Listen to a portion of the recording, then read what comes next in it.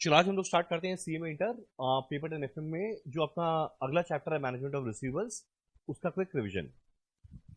सबसे पहले इसमें हम एक बार डिस्कस करेगा कंसेप्ट और कंसेप्ट डिस्कस करने बाद हम लोग फटाफट करेंगे कुछ कुछ क्वेश्चन। सबसे पहला बात, अब देखो यहाँ पे वर्ड क्या है, मैनेजमेंट ऑफ रिसीवेबल्स। रिसीवेबल्स का मतलब क्या हो गया, डेटर। मेरा अगला क्वेश्चन उठता है डेटर कब आएगा, जब एक कंपनी क्रेडिट सेल करेगा। जब क्रेडिट में बेचेगा ही नहीं तो डेटर आने का सवाल ही नहीं उठता।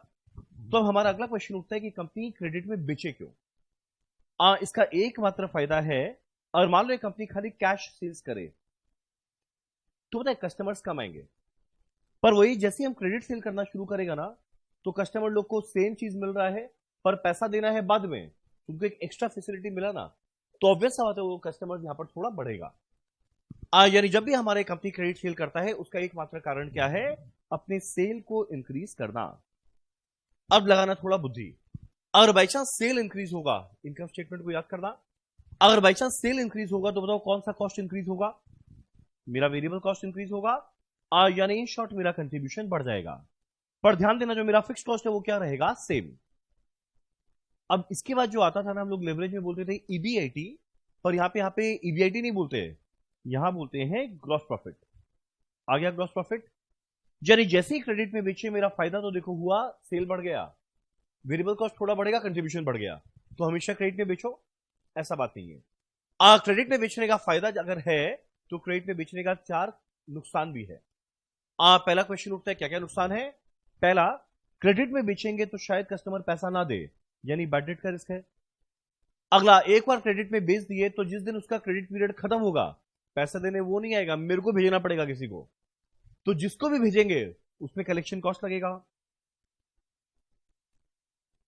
अगला, हो सकता है कभी कभी कस्टमर से जल्दी पैसा पाने के लिए मेरे को उसको ना कैश डिस्काउंट देना पड़े, तो मेरा अगला नुकसान हो सकता है कैश डिस्काउंट का। और सबसे बड़ा प्रॉब्लम है, अगर पैसा आता है मान लो आज की जगह 1 महीना बाद, तो पता है 1 महीना के लिए क्या खोया, इंटरेस्ट, इसको हम लोग क्या बोलते हैं, अपॉर्चुनिटी कॉस्ट। अब मेरे को करना क्या है, पूरे के पूरे इनकम स्टेटमेंट को स्टेप बाय स्टेप जानना है, हर एक कैलकुलेशन होगा कैसे। यार एग्जाम में हम लोग को 4-5 ऑप्शन दिया रहेगा, मेरे को हर ऑप्शन में कैलकुलेट करना है मेरा नेट प्रॉफिट कितना आया। आज जिस ऑप्शन में मेरा नेट प्रॉफिट मैक्सिमम आ जाएगा वो ऑप्शन मेरे लिए बेस्ट रहेगा। अब फटाफट देखते हैं ये, जिसे मान लो एक दिया हुआ है प्रेजेंट पॉलिसी और 2 ऑल्टरनेटिव दिया हुआ है। पहला लाइन है सेल वैल्यू, क्वेश्चन उठता है सेल वैल्यू कैसे आएगा, ऑब्वियस सा बात है कितना यूनिट बेचे into selling price per unit. Minus करना है वेरिएबल कॉस्ट, जनरली रहेगा परसेंटेज ऑफ सेल।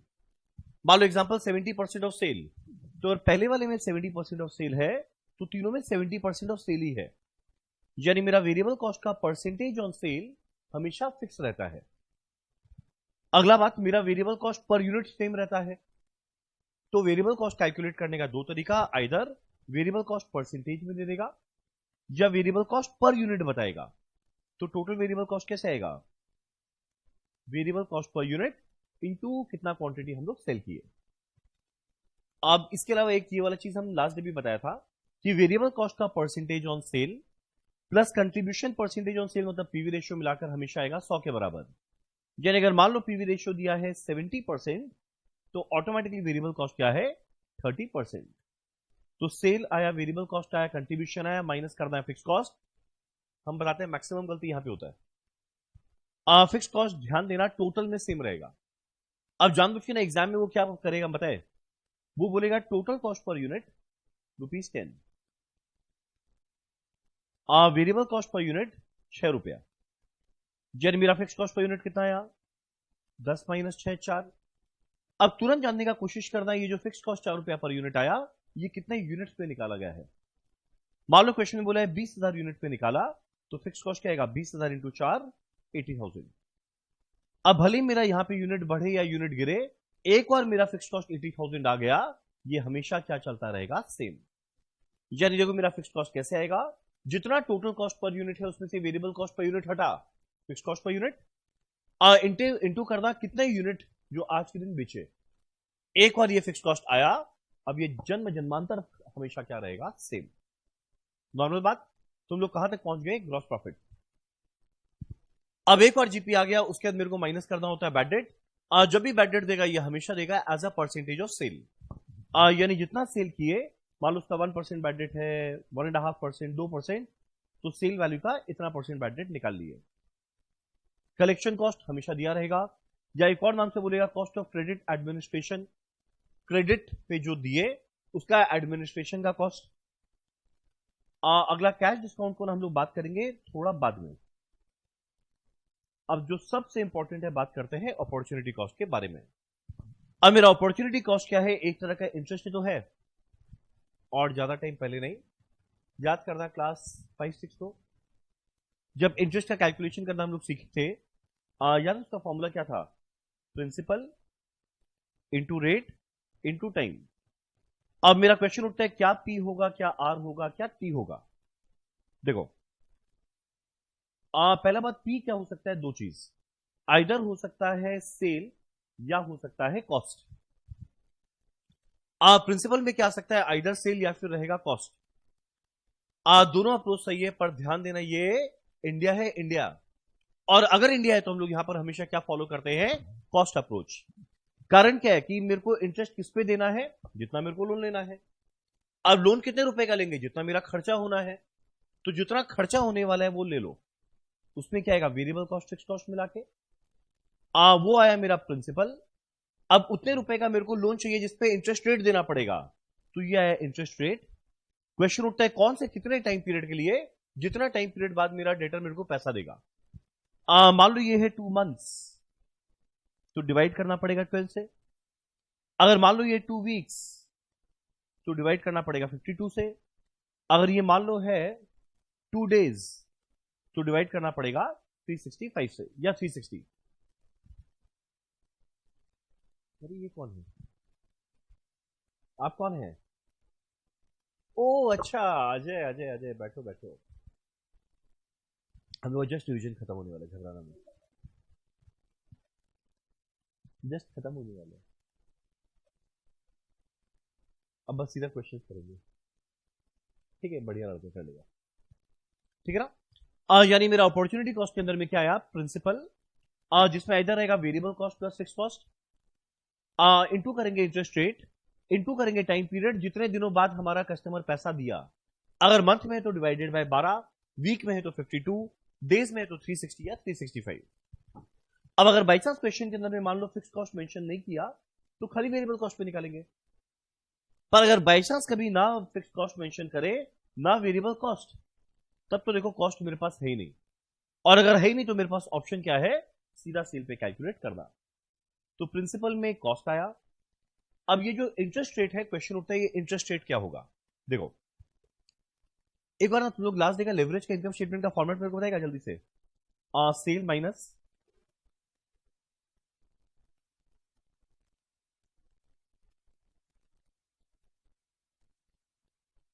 और माइनस प्रेफरेंस डिविडेंड आपेश, ठीक है? यानी एक चीज देखो, मेरा इंटरेस्ट जो आया था वो टैक्स के पहले आया था। अगर ये इंटरेस्ट आया टैक्स के पहले, मतलब ये प्री टैक्स नेचर का खर्चा है, तो बताइए जो इंटरेस्ट रेट भी होना चाहिए ना, वो होना चाहिए प्री टैक्स वाला। और अगर बाई चांस क्वेश्चन साइलेंट रहे तो वो हमेशा प्री टैक्स ही देता है। यानी अगर क्वेश्चन कुछ ना बोले, हम लोग मानेंगे प्री टैक्स इंटरेस्ट रेट है जो होना चाहिए। और question pre tax interest rate बोल दे तो बहुत ही अच्छा बात। कभी कभी इंटरेस्ट रेट पता है क्या बताएगा? पोस्ट टैक्स बेसिस पे। इंटरेस्ट रेट बताएगा पोस्ट टैक्स बेसिस पे। अगर मान लो कोई भी खर्चा पोस्ट टैक्स बेसिस दिया रहे, मेरे को प्री में कन्वर्ट करना पड़ेगा। क्वेश्चन उठता है कोई भी पोस्ट टैक्स को जब प्री में कन्वर्ट करेंगे तो कैसे करेंगे? डिवाइडेड बाय 1 माइनस टी करके, ठीक? तो हर एक एलिमेंट को हम लोग धीरे धीरे जाने। अब एक काम करें, वापस से जो हम बताया यहां पर जल्दी से देखे। मेरा अपॉर्चुनिटी कॉस्ट क्या था? प्रिंसिपल जो आएगा total cost into interest rate, into करना है पीरियड जो आइदर 360 या 52 या 12 से डिवाइड होगा। मेरा टोटल कॉस्ट के अंदर में फिक्स्ड वेरिएबल दोनों आता है। अगर फिक्स्ड कॉस्ट मेंशन ना करे तो खाली वेरिएबल आया। अगर फिक्स्ड वेरिएबल दोनों मेंशन ना करे तब तो कॉस्ट ही नहीं है, कैलकुलेट करना पड़ेगा सेल पे। मेरा अगला क्वेश्चन उठता है, ये जो इंटरेस्ट रेट था, ये इंटरेस्ट रेट हमेशा प्री टैक्स होना चाहिए। अगर बाई चांस पोस्ट टैक्स दिया हुआ है तो जितना भी इंटरेस्ट रेट पोस्ट टैक्स वाला था डिवाइड कर देंगे 1 माइनस टी से, प्री बनाने के लिए। और अगला मेरा क्वेश्चन उठता है क्रेडिट पीरियड क्या है? मेरा क्रेडिट पीरियड एग्जाम में जनरली दिया रहेगा, 99% चांस दिया रहेगा। पर एग्जाम में ना कभी कभी वो लोग क्या करेगा बताता है, वो क्या बोलेगा, वो ऐसा बोलेगा 20% पैसा आया 30 डेज में, 50% पैसा आया 60 डेज में, बाकी 30% पैसा आया 90 डेज में। अब क्वेश्चन उठता है कि कुछ पैसा 30 दिन बाद मिला, कुछ 60, कुछ 90। तो जब इंटरेस्ट कैलकुलेट करेंगे तो यहां पर डेज में क्या ले, 30 ले या 60 ले या 90 ले या तीनों का एवरेज ले, एवरेज। और एवरेज को कैलकुलेट करने का दो तरीका होता है, एक को बोलते हैं सिंपल एवरेज, एक को बोलते हैं वेटेड एवरेज। पता है तुम लोग बताओ ज्यादा अच्छा तरीका हमेशा कौन सा रहेगा, वेटेड एवरेज। क्वेश्चन उठता है वेटेड एवरेज कैसे आएगा, जितना परसेंट पैसा मिला इनटू कितना डेज में, तो 20% इंटू 30 6, 50% पैसा मिला 60 दिन में 30, 30% पैसा मिला 90 दिन में 27। जैसे ही तीनों को ऐड करेंगे मेरे को मिलेगा 63 डेज। इसी पर इंटरेस्ट को कैलकुलेट करेंगे। यानी ये जो अपॉर्चुनिटी कॉस्ट है ये सबसे इंपॉर्टेंट चीज है इस पूरे के पूरे चैप्टर का हर एक कैलकुलेशन करने के लिए। डन। लास्ट में एक बात आता है कैश डिस्काउंट। कैश डिस्काउंट को हम लोग जानेंगे कुछ देर बाद जब उससे रिलेटेड क्वेश्चन करेंगे तब। अब एक लास्ट छोटा सा बात, एग्जाम में ना कभी कभी डेज नहीं देता। अगर डेज नहीं देता तो हम लोग ना डेज कैलकुलेट कर सकते हैं। कैसे, कभी कभी ना डेटर और सेल का वैल्यू दे देगा। और एक बात बोले, डेटर होता क्या है, साल भर का सेल कितना था डिवाइडेड बाय 360, एक दिन का कितना आया इनटू कितना मेरा क्रेडिट पीरियड है, उससे क्या मिलेगा, कितना डेटर है। तो एग्जाम में कभी कभी डेटर और सेल दे देगा तो पीरियड मेरे को मिल जाएगा, और एक बार ये पीरियड मिल गया वही तो मेरा यहां पर काम आएगा, इस जगह वैल्यू पुट कर देंगे। डन। अब एक काम करते हैं, हम लोग थोड़ा क्वेश्चन करते हैं तो और बेटर क्लैरिटी मिलेगा, है वो कुछ देर बाद। पहले एक बार इतना, ठीक है। ओ अच्छा, तुम लोग के पास तो तुम लोग यहीं से देखना पड़ेगा ना, चलो ठीक है। ये वापस से तुम लोग की सीमेंट शेड्यूल का स्टडी मैट का हर एक क्वेश्चन इसमें कवर हो जाएगा। और देखिए ना मैक्सिमम हमारा किया हुआ ये सेम एग्जैक्ट सेम नंबर के साथ। चलो एक काम करिए, पहला वाला क्वेश्चन को ना हम लोग साथ में पढ़ के साथ में करेंगे, फिर धीरे धीरे आपको खुला छोड़ेंगे। क्या लिखा हुआ है, XYZ corporation whose current sales are in the region of 6 lakh per annum, current sale value दिया हुआ है 6 lakh, and an average collection period दिया हुआ है 30 दिन, तो आज के दिन का क्रेडिट पीरियड है 30 दिन। अब ये ना थोड़ा लिबरल पॉलिसी करना चाह रहा है ताकि सेल बढ़े। अब मैनेजमेंट कंसल्टेंट आया, आप लोग गए और जाकर उसको ज्ञान बांटे। 4 पॉलिसी तुम लोग प्रपोज किया है कि यार पॉलिसी ए में कलेक्शन पीरियड को 10 दिन बढ़ाए, तो देखो अभी 30 था, अगर 10 दिन बढ़ाए मतलब क्या हो जाएगा 40 डेज, तब मेरा सेल भी बढ़ेगा 30,000 से, यानी जो 6 लाख था वो 30,000 बढ़कर क्या हो जाएगा 6,30,000। पर प्रेजेंट डिफॉल्ट एंटिसिपेटेड, बताओ डिफॉल्ट मने क्या, डिफॉल्ट मने क्या, बैड डेट बोलते ना, पैसा डिफॉल्ट कर दिया, यानी एक क्या चीज का परसेंटेज दिया हुआ है, बैड डेट का। और एक बात बताएगा, बैड डेट अगर परसेंटेज दे ये किस पर कैलकुलेट होता है, सेल्स पर। अब अगला है पॉलिसी भी बोलते हैं जब 20 डेज कलेक्शन पीरियड बढ़ा दे, तो या 30 में 20 दिन बढ़ाओ 50 दिन, सेल वैल्यू बढ़ेगा 48,000, तो 6 लाख का 48,000 बढ़ के 648 बैड डेट दिया हुआ है, तो तुम कैलकुलेट किए जा रही है। अगला पॉलिसी सी में 30 डेज बढ़ा है तो 30 plus 30 60, sale 6 lakh plus 75,000, D में 30 प्लस 45 आएगा 75 डेज, जाएगा 6,90,000। तो 5, अच्छा एक सेकेंड, इसमें पता है 5 कॉलम है, तुम लोग को 4 नजर आ रहा है, ए बी सी डी, एक और कॉलम है प्रेजेंट वाला, यानी यहां पे 5 कॉलम है प्रेजेंट, ए बी सी और डी, पांचों में सेल वैल्यू पता है। अब क्वेश्चन के लास्ट लाइन में देखो क्या लिखा हुआ है, सेलिंग प्राइस पर यूनिट दिया हुआ है 3 रुपया, on an average cost per unit है 2.25, जिसमें वेरिएबल कॉस्ट कितना दिया हुआ है 2।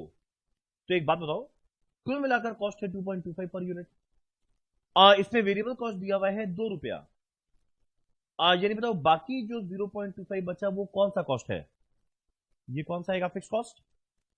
करंट में बैड डेट दिया है 1%। अब क्वेश्चन में ना कोई भी इंटरेस्ट रेट का परसेंटेज देगा, क्या क्या नाम बोलेगा, इंटरेस्ट रेट, या बोलेगा रिटर्न ऑन इन्वेस्टमेंट, या बोलेगा रिटर्न ऑन अकाउंट रिसीवेबल। यहां पे क्या बोला है, required return on additional investment इस 20%, ये इंटरेस्ट रेट है, अज्यूम 360 डे ईयर, बताओ कौन सा पॉलिसी मेरे लिए बेस्ट है। जब भी क्वेश्चन के अंदर में वेरिएबल कॉस्ट पर यूनिट रहे ना, हमेशा बेटर होता है पहले यूनिट निकाल लो, ताकि हम लोग आराम से वेरिएबल कॉस्ट कैलकुलेट कर पाए। चलो एक काम करिए, पहला वाला क्वेश्चन को ना हम लोग साथ में देखते हैं, अगले वाले से आपको खुला छोड़ देंगे।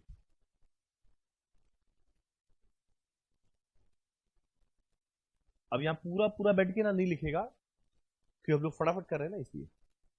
हाँ हाँ हाँ, most welcome, most welcome Ajay, most welcome. Current A B C और डी।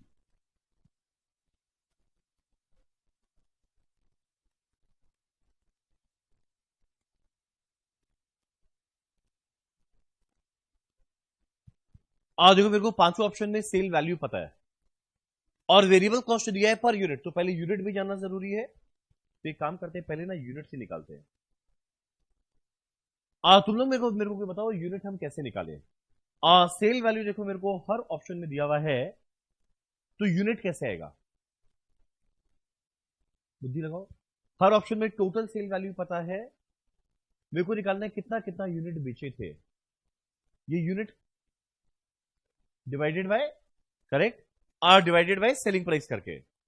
सेल वैल्यू देखो पांच ऑप्शन में दिया हुआ है, और सेलिंग प्राइस कितना है, 3 रुपया per unit. Total sale value पता है, हर एक यूनिट को बेचे 3 में, तो यूनिट से मिल जाएगा। अगर हम लोग यूनिट कैलकुलेट करें तो पता है पहले में कितना आएगा, 6 लाख डिवाइडेड बाय 3, 2 लाख। अगले में कितना आएगा, 6,30,000 divided by 3, 2,10,000। 6,48,000 divided by 3, 2,16,000। 6,75,000 divided by 3, 2,25,000। 6,90,000 divided by 3, 2,30,000। मेरा यूनिट्स आ गया। अब आगे मेरे को इनकम स्टेटमेंट बनाना है। इनकम स्टेटमेंट के अंदर में सबसे पहले सेल वैल्यू, वो तो एनीवेज पांचों ऑप्शन में पता था, माइनस करेंगे वेरिएबल कॉस्ट। और मेरा वेरिएबल कॉस्ट कितना दिया हुआ था, वेरिएबल कॉस्ट पर यूनिट दिया हुआ था 2 रुपया। यानी जितना जितना यूनिट है इंटू 2।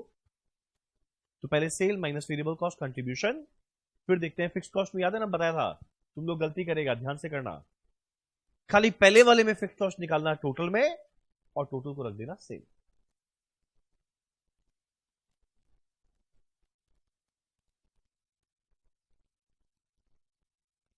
सेल वैल्यू था 6 लाख, 6,30,000, 648, 675 और 690।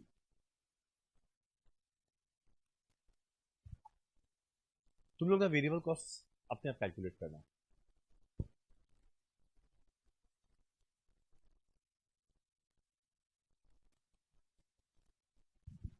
मेरा वेरिएबल कॉस्ट पर यूनिट है 2 रुपया, तो variable cost at the rate 2 रुपया पर यूनिट।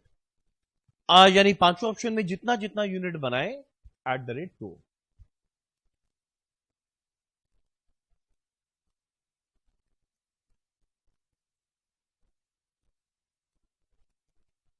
हम भी थोड़ा सा तो मेंटल मैथ से करते हैं।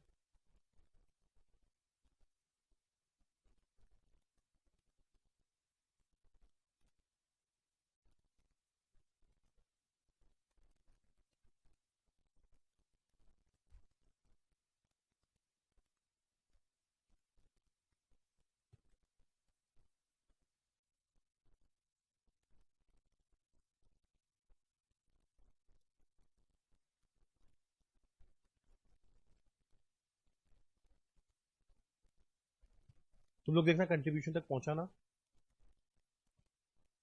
अब कंट्रीब्यूशन के बाद मेरे को माइनस करना है फिक्स कॉस्ट, और हम चाहेगा ना फिक्स कॉस्ट कितना आया, वो कोई मेरे को बताओ कितना, 1 लाख, आई थिंक 50,000 आएगा। तुम 1 लाख कैसे निकाली मेरे को बताओ, हम तुम बता दे गलती कहां हुआ। ठीक है, कितना आया था, 2.25 माइनस 2.25, है ना। तो 0.25 इंटू 2 लाख यूनिट कितना आएगा? 50,000। फिक्स कॉस्ट हमेशा ना पहले वाले में टोटल निकाल देना और बाद में इसी टोटल को हर जगह सेम लिख देना। फिक्स कॉस्ट कभी मत बदल देना भूल से भी। तो मेरा फिक्स कॉस्ट हर ऑप्शन में कितना आ जाएगा? 50,000।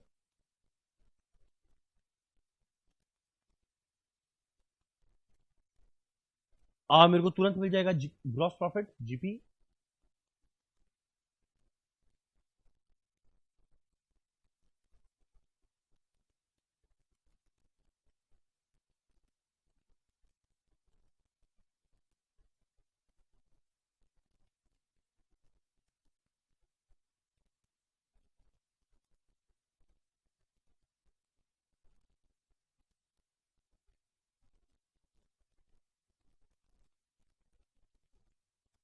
ठीक है ना?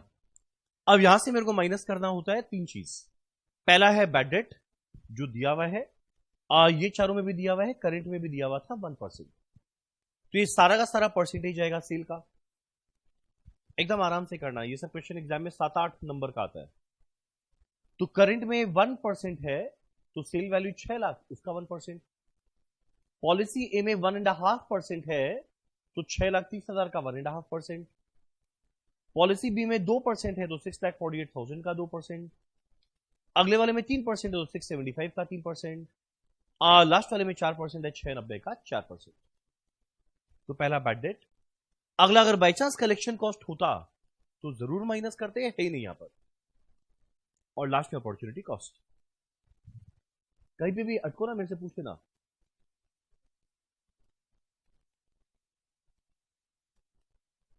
चलो माइनस करो बैड डेट। करंट में 1% तो 6 लाख का 1% कितना आएगा? 6,000। पॉलिसी ए में 1.5% तो पॉलिसी ए में सेल वैल्यू 6,30,000 रुपया था। इसका 1.5% कैलकुलेट करेंगे जो शायद आएगा कितना? 9450। अगले वाले में 2% ऑफ सेल तो 6,48,000 का 2% होता है 12960। अगले वाले में 3% ऑफ सेल 22,500। तो सुबह मैच चलता नहीं है। लास्ट वाले में 4% ऑफ सेल ये आने वाला है 27,600। एक माइनस करते हैं बैड डेट। अगला माइनस करते हैं कलेक्शन कॉस्ट। बोला ही नहीं हम कहां से माइनस कर दे। लास्ट में माइनस करना है जो सबसे इंपॉर्टेंट आइटम है, वो है अपॉर्चुनिटी कॉस्ट। अब अपॉर्चुनिटी कॉस्ट माइनस करने के समय ना पहले सोचना, फॉर्मूला है principal into rate into time. Principal में क्या आता है? टोटल कॉस्ट आता है। टोटल कॉस्ट मतलब क्या? Variable cost and fix cost मिलाकर। तो टोटल कॉस्ट निकालेंगे हर ऑप्शन में कितना कितना आया। जैसे पहले में 4 लाख और 50,000 मिला के 4.5 लाख। मल्टीप्लाई करना है इंटरेस्ट रेट। मेरा इंटरेस्ट रेट कितना दिया हुआ था? 20%।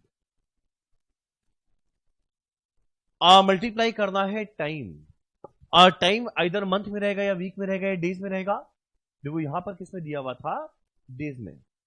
तो जो भी डेज आया, अब सिंस डेज है तो डिवाइड किससे करेंगे? 360। अब line by line her option में कैलकुलेट करेंगे मेरा अपॉर्चुनिटी कॉस्ट कितना आया। इसमें एकदम मत हड़बड़ाना, आराम से करना। पहले वाले में वेरिएबल फिक्स्ड कॉस्ट मिला के 4 लाख प्लस 50,000 4.5 लाख इंटू 20% कर दिए। इंटू करंट में कितना था? अच्छा यहां लिखा हुआ है करंट में 30 डेज था। करंट में 30 डेज था तो 4.5 lakh into 20% into 30 divided by 360 7,500। अब पॉलिसी ए बी सी और डी में डेज दिया हुआ है। कॉस्ट हर एक का अपना अपना निकालना और वैल्यू पुट कर देना।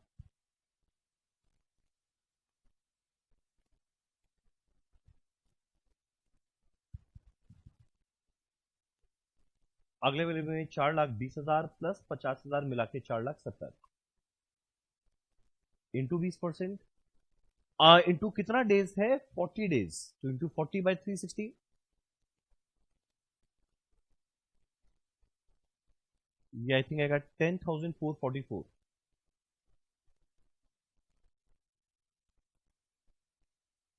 अगला पॉलिसी बी में 432 प्लस 50,000 मिलाकर 482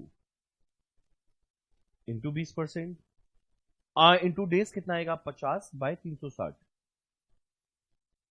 जाएगा 133, हाँ 13389।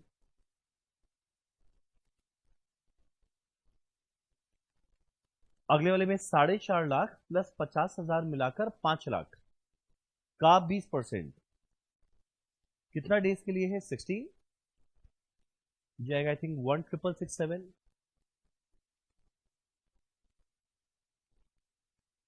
नेक्स्ट वाले में 4,60,000 प्लस 50,000 मिलाकर 5,10,000 का 20% into 75 divide by 360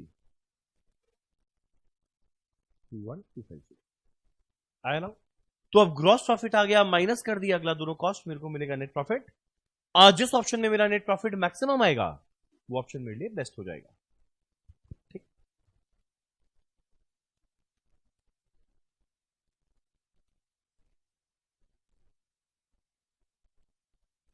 I think 136,250।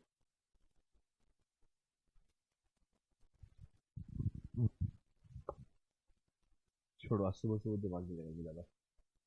Actually कल मैं एक शादी में गया था ना, इसलिए कल संगीत था, आज शाम को शादी है। नहीं हम मतलब होश में रहेंगे हम।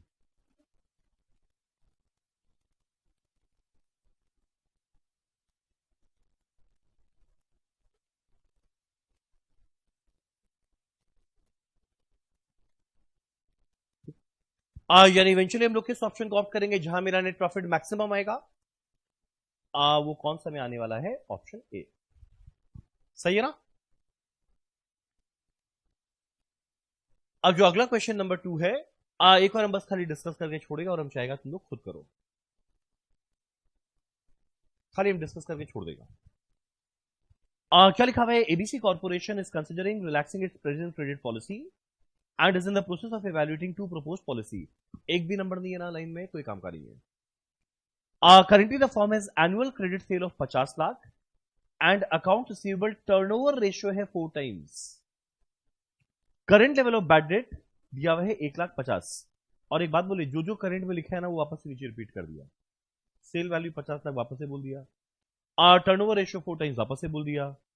बैड डेट होगा 1,50,000 वापस से बोल दिया। यानी अभी तक ऊपर में कोई काम का बात नहीं था। The firm is required to give a return of 25% on investment.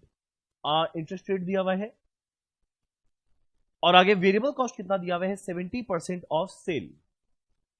खाली 3 कॉलम है, मेरे को बनाना इनकम स्टेटमेंट है। सेल वैल्यू देखो दिया हुआ है, माइनस करेंगे variable cost 70% of sale, contribution आ गया। फिक्स कॉस्ट के बारे में ना इंफॉर्मेशन दिया है ना निकालने का कोई तरीका दिया है। यानी ये जो मेरा कंट्रीब्यूशन है वही जीपी बन जाएगा। माइनस करना है 3 खर्चा, पहला बैड डेट दिया हुआ है, ये बैड ना नीचे है तो बैड डेट तीनों में निकाल कर दे दिया। माइनस करना है कलेक्शन कॉस्ट, दिया ही नहीं है। अगला माइनस करना है अपॉर्चुनिटी कॉस्ट, जो हम लोग कैलकुलेट करेंगे। खाली मेरे को एक बात बताओ, अकाउंट रिसीवेबल का मतलब क्या? नहीं, अकाउंट रिसीवेबल, खाली अकाउंट रिसीवेबल क्या होता है? डेटर का टर्नओवर रेशियो दिया है 4 टाइम्स 3 टाइम्स 2.4 टाइम्स। पता है ये क्या चीज में मेरे को काम आने वाला है? डेज निकालने में। मंथ में निकाल लो, तुम लोग मंथ में निकालेगा, मंथ में निकाल लो। साल में कितना महीना? 12। अब 12 महीना में 4 बार पैसा आया, मतलब हर कितने कितने महीना में पैसा आया? कैसे आएगा? 12 डिवाइडेड बाय 4। तो पता है क्रेडिट पीरियड क्या आ जाएगा?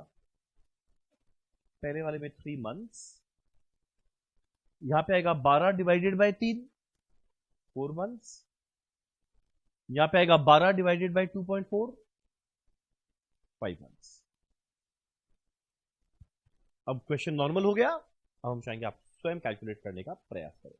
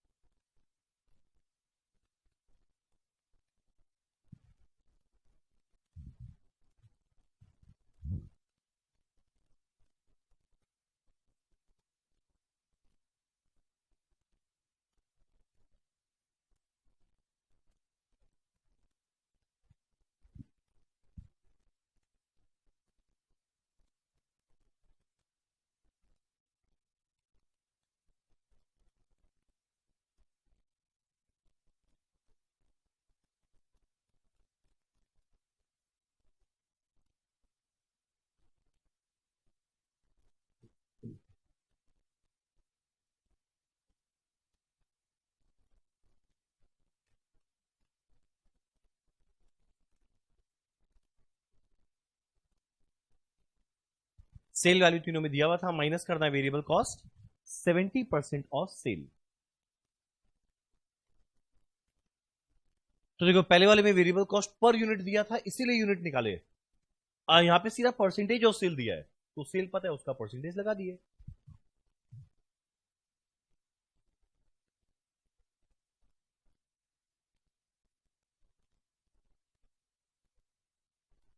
यानी ये क्या मिल जाएगा, कंट्रीब्यूशन।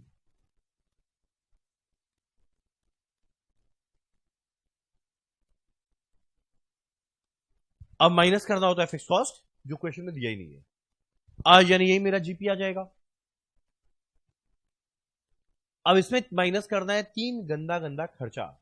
पहला हमारा है बैड डेट, और बैड डेट तो भाई क्लियरली अमाउंट के साथ दे दिया, 150, 3 लाख, 4.5 लाख। अगर परसेंटेज देता तो सील पर निकालते, यहां तो अमाउंट ही दे दिया।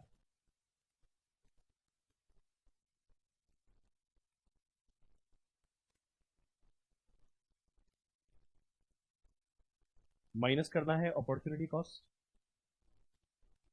कलेक्शन कॉस्ट हो तो माइनस करते नहीं दिया हुआ है। माइनस करना है अपॉर्चुनिटी कॉस्ट, किस पे निकालेंगे, P into R into T, P माने टोटल कॉस्ट। अब यहां पे टोटल कॉस्ट में तो खाली वेरिएबल कॉस्ट ही है क्योंकि फिक्स कॉस्ट दिया ही नहीं है। मल्टीप्लाई करेंगे इंटरेस्ट रेट, मेरा इंटरेस्ट रेट कितना दिया हुआ था, 25%। मल्टीप्लाई करेंगे टाइम, टाइम देखो हम लोग कैलकुलेट किए थे मंथ में, तो सिंस ने मंथ में निकाला हुआ है इसीलिए डिवाइड किससे हो जाएगा, 12 से।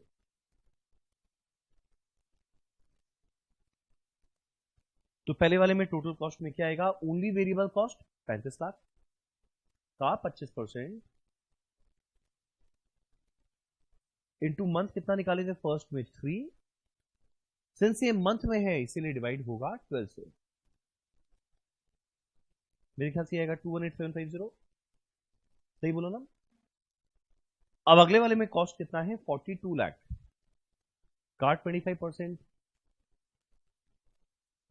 हाँ, इंटू 4 डिवाइडेड बाई 12, 3,55,000। सही है ना यहां तक। लास्ट वाले में टोटल कॉस्ट में 47,27,000 आएगा, इंटू 25%, कितना महीना के लिए, इंटू 5 डिवाइड बाई 12, 492187। ठीक है, 1 रुपए के लिए लड़ेंगे नहीं। मेरे को सीधा मिल जाएगा नेट प्रॉफिट। जिस ऑप्शन में नेट प्रॉफिट मैक्सिमम आया वो ऑप्शन मेरे लिए बेस्ट है।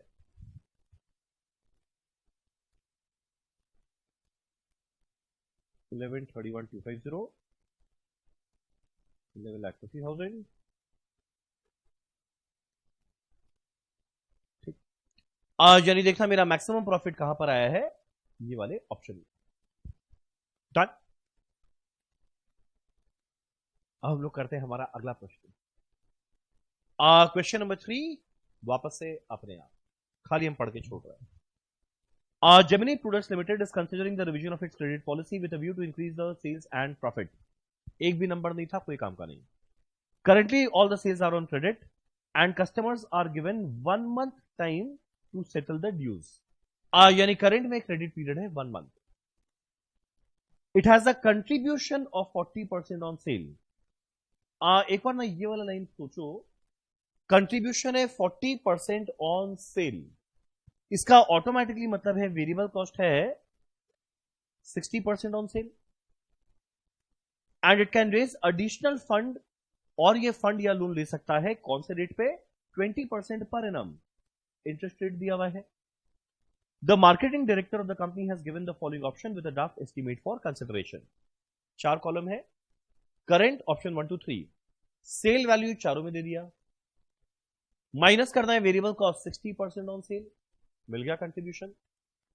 फिक्स कॉस्ट के बारे में एक वर्ड नहीं बोला, जीपी आ गया। माइनस करना है 3, पहला है बैड डेट, बैड डेट दिया हुआ है परसेंटेज ऑफ सेल।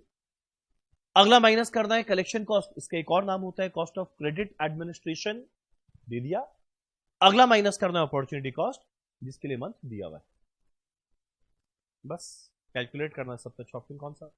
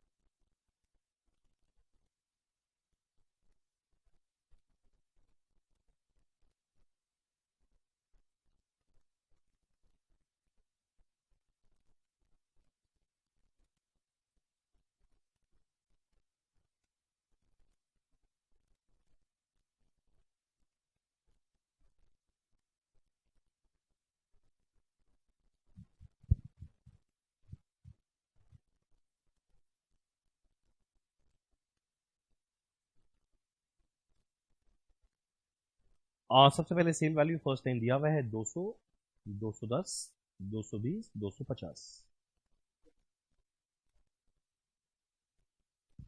माइनस करेंगे वेरिएबल कॉस्ट। मेरा वेरिएबल कॉस्ट कितना है? कंट्रीब्यूशन था 40%, यानी वेरिएबल कॉस्ट 60%।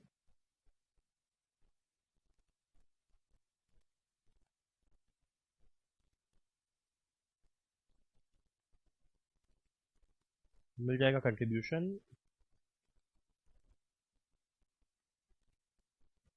अगर फिक्स कॉस्ट के बारे में बोलता तो जरूर माइनस करते तो मेरे को मिलता जीपी। अगर फिक्स कॉस्ट दिया हुआ ही नहीं है, मतलब यही मेरा क्या बन जाएगा? जीपी। ठीक। अब जीपी के बाद मेरे को माइनस करना है तीन चीज। पहला माइनस करना है बैड डेट। कितना है? अच्छा, ये सारा परसेंटेज ऑफ सेल है, ठीक है ना। ये 2% ऑफ सेल, तो 200 का 2% होता है 4। अच्छा, अगला है 2.5%, यानी 2.5% ऑफ सेल, तो 210 का 2.5% कितना बोला? 5.25। अगला है 3% ऑफ सेल, तो 220 का 3% होता है 6.6। लास्ट वाला है 5% ऑफ सेल, तो 250 का 5% होता है 12.5। यहां तक पहुंच गए।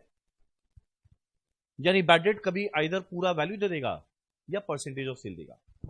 अगला माइनस करना है कॉस्ट ऑफ क्रेडिट एडमिनिस्ट्रेशन या कलेक्शन कॉस्ट, जो मन चाहे वर्ड यूज करना। वैसे देखो, जो एग्जाम क्वेश्चन में बोले बेटर है वही वर्ड यूज करना। तो कॉस्ट ऑफ क्रेडिट एडमिनिस्ट्रेशन, ये तो रुपीज इन लैख सीधा दे ही दिया, तो खाली कॉपी पेस्ट करना है। 1.2, 1.3, 1.5 एंड 3। अब माइनस करना है जो सबसे इंपॉर्टेंट पार्ट है, वो क्या है? Opportunity cost. फॉर्मूला क्या है? P into R into T. P माने टोटल कॉस्ट। टोटल कॉस्ट में यहां पर क्या है? खाली वेरिएबल कॉस्ट है, फिक्स कॉस्ट तो है ही नहीं। मल्टीप्लाई करना है इंटरेस्ट रेट। मेरा इंटरेस्ट रेट कितना दिया हुआ था? 20%। P into R into T. Time देखो दिया हुआ है मंथ में, तो जितना जितना मंथ है डिवाइड कर देंगे 12 से। हर ऑप्शन में कैलकुलेट करना, क्या मिल जाएगा? Net profit.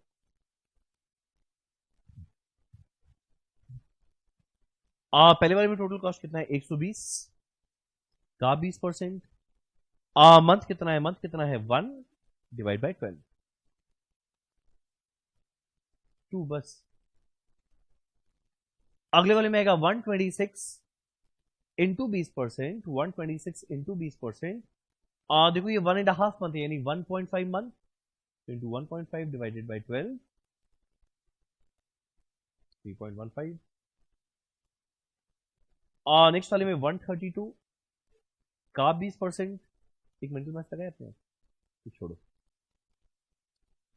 Into 2 divided by 12,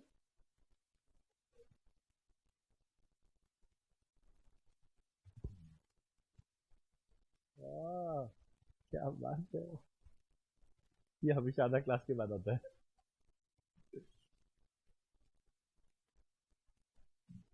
हाँ हाँ, गुड मॉर्निंग। सारा कंसेप्ट रिवाइज हो चुका है, हम लोग 3 क्वेश्चन भी कर चुके हैं।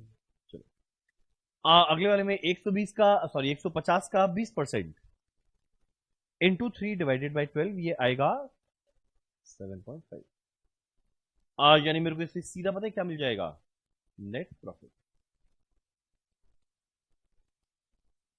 72.8, 74.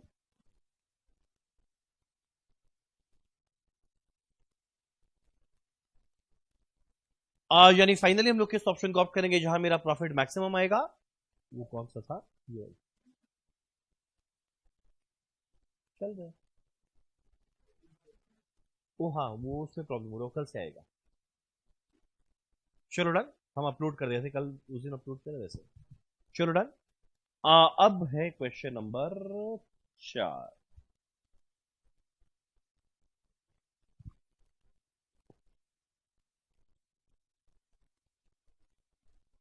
क्वेश्चन नंबर 4 एक बार जरा पढ़ते हैं, वापस से अपने आप करेगा। The following are the details regarding the operation of a firm during a period of 12 months. Sale value total में 12 लाख रुपया दिया हुआ है, सेलिंग प्राइस पर यूनिट है 10, मेरा वेरिएबल कॉस्ट पर यूनिट है 7, टोटल कॉस्ट पर यूनिट है 9। तो मेरे को ना ये दो लाइन पढ़ के बताओ इससे क्या मिल जाएगा, कितना आएगा, 2 रुपया पर यूनिट। ठीक, अब जैसे देखो मेरा वेरिएबल कॉस्ट पर यूनिट आया हुआ है ना, तो मेरे को यूनिट चाहिएगा। क्वेश्चन उठता है यूनिट कैसे आएगा, सेल वैल्यू टोटल में है 12 लाख, जब कौन से रेट में बेचते हैं, 10 के रेट में, यानी पता है मेरा यूनिट कितना आ जाएगा, 12 लाख डिवाइड बाय 10, 1,20,000 यूनिट। तो मेरा इनकम स्टेटमेंट बन रहा है।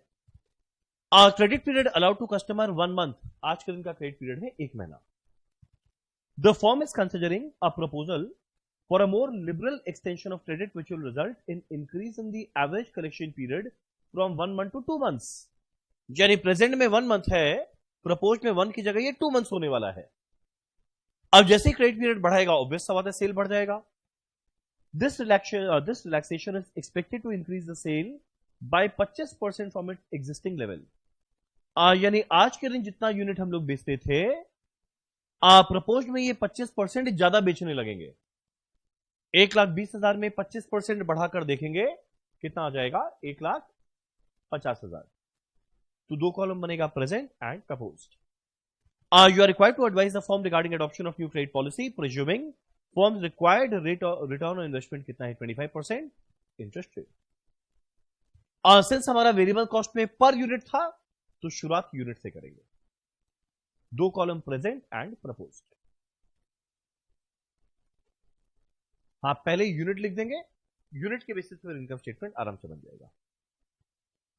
हाँ, मतलब पहला लाइन यूनिट, उसके फिर इनकम स्टेटमेंट शुरू, cell minus variable cost.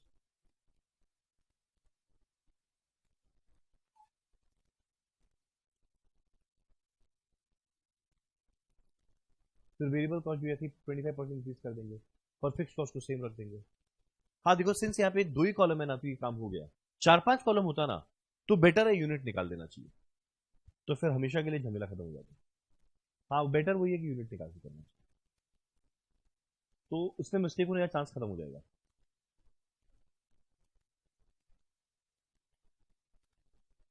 Units पहले वाले में देखो, कुल मिलाकर सेल वैल्यू 12 लाख है, और जब सेलिंग प्राइस था 10-10 रुपया करके, यानी कितना यूनिट्स आया, 1,20,000।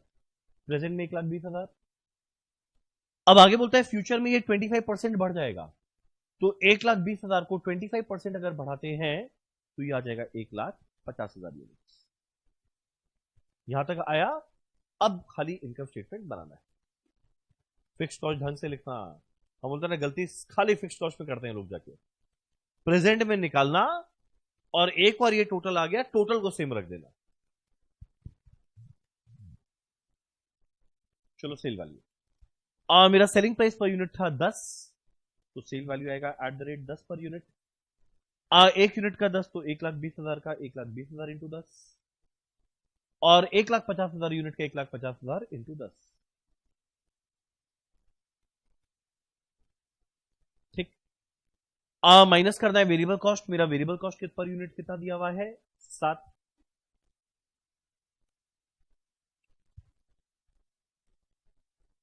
गड़बड़ क्या है, बोलो बोलो बोलो, ये क्या डाउट है, बोलो।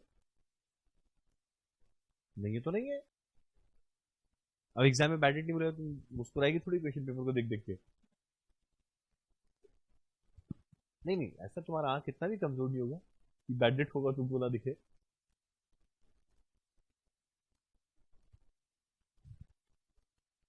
मेरा वेरिएबल कॉस्ट @7 पर यूनिट, तो जितना जितना यूनिट है इंटू 7।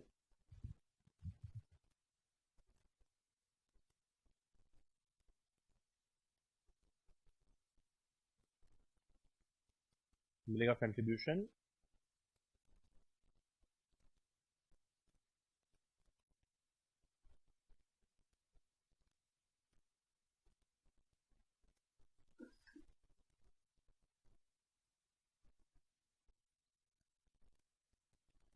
माइनस करेंगे फिक्स कॉस्ट। फिक्स कॉस्ट तो देखो मेरा पर यूनिट था 2 रुपया। आज के दिन कितना यूनिट बना रहे थे, 1,20,000, तो मेरा फिक्स कॉस्ट है 1,20,000 इंटू 2, 2,40। बस एक और फिक्स कॉस्ट आ गया, टोटल में मत बदल देना, मत बदल देना। एक और फिक्स कॉस्ट आया वो तो हमेशा टोटल में सेम रहेगा। तो 1,20,000 इंटू 240 था, ये हमेशा चलेगा 240। मिल जाएगा जीपी 1,20 एंड 2,10। माइनस करना है 3 गंदा गंदा खर्चा। पहला है बैड डेट। ये फिक्स कॉस्ट चेंज किए ना, फिक्स कॉस्ट चेंज किए ना। हम बोला था ना गलती इसी जगह होता है फिक्स कॉस्ट में। फिक्स कॉस्ट प्लीज, हम कैसे बोले हम फिक्स कॉस्ट कैसे बदलेगा? हमेशा फिक्स कॉस्ट, जब भी फिक्स कॉस्ट पर यूनिट देगा ना, वो गारंटीड चांस है मिस्टेक होने का। तो प्रेजेंट में फिक्स कॉस्ट निकाल लो और एक बार टोटल फिक्स कॉस्ट आ गया उसको रखना सेम। हाँ नहीं पर नहीं करना है ना। लास्ट में माइनस करना है बैड डेट, क्वेश्चन में दिया हुआ ही नहीं है। अगला माइनस करना है कलेक्शन कॉस्ट, क्वेश्चन में दिया ही नहीं है। लास्ट में माइनस करना है अपॉर्चुनिटी कॉस्ट। ये किस पे कैलकुलेट करते हैं? टोटल कॉस्ट पे। अब टोटल कॉस्ट में देखो यहां पे वेरिएबल कॉस्ट फिक्स कॉस्ट दोनों है। मल्टीप्लाई करना है इंटरेस्ट रेट 25%। अगला मल्टीप्लाई करना है पीरियड से। अब देखो पीरियड किसमें दिया हुआ था? कलेक्शन पीरियड 1 महीना था पहले, अब हो गया 2 महीना। इधर में 1 महीना, इधर में 2 महीना, तो मंथ में दिया हुआ है। तो डिवाइड किससे करेंगे? 12 से। सही है ना यहां तक? तो पहले वाले में टोटल कॉस्ट कितना आएगा? Variable cost and fixed cost मिलाकर 10,80,000 का 25%।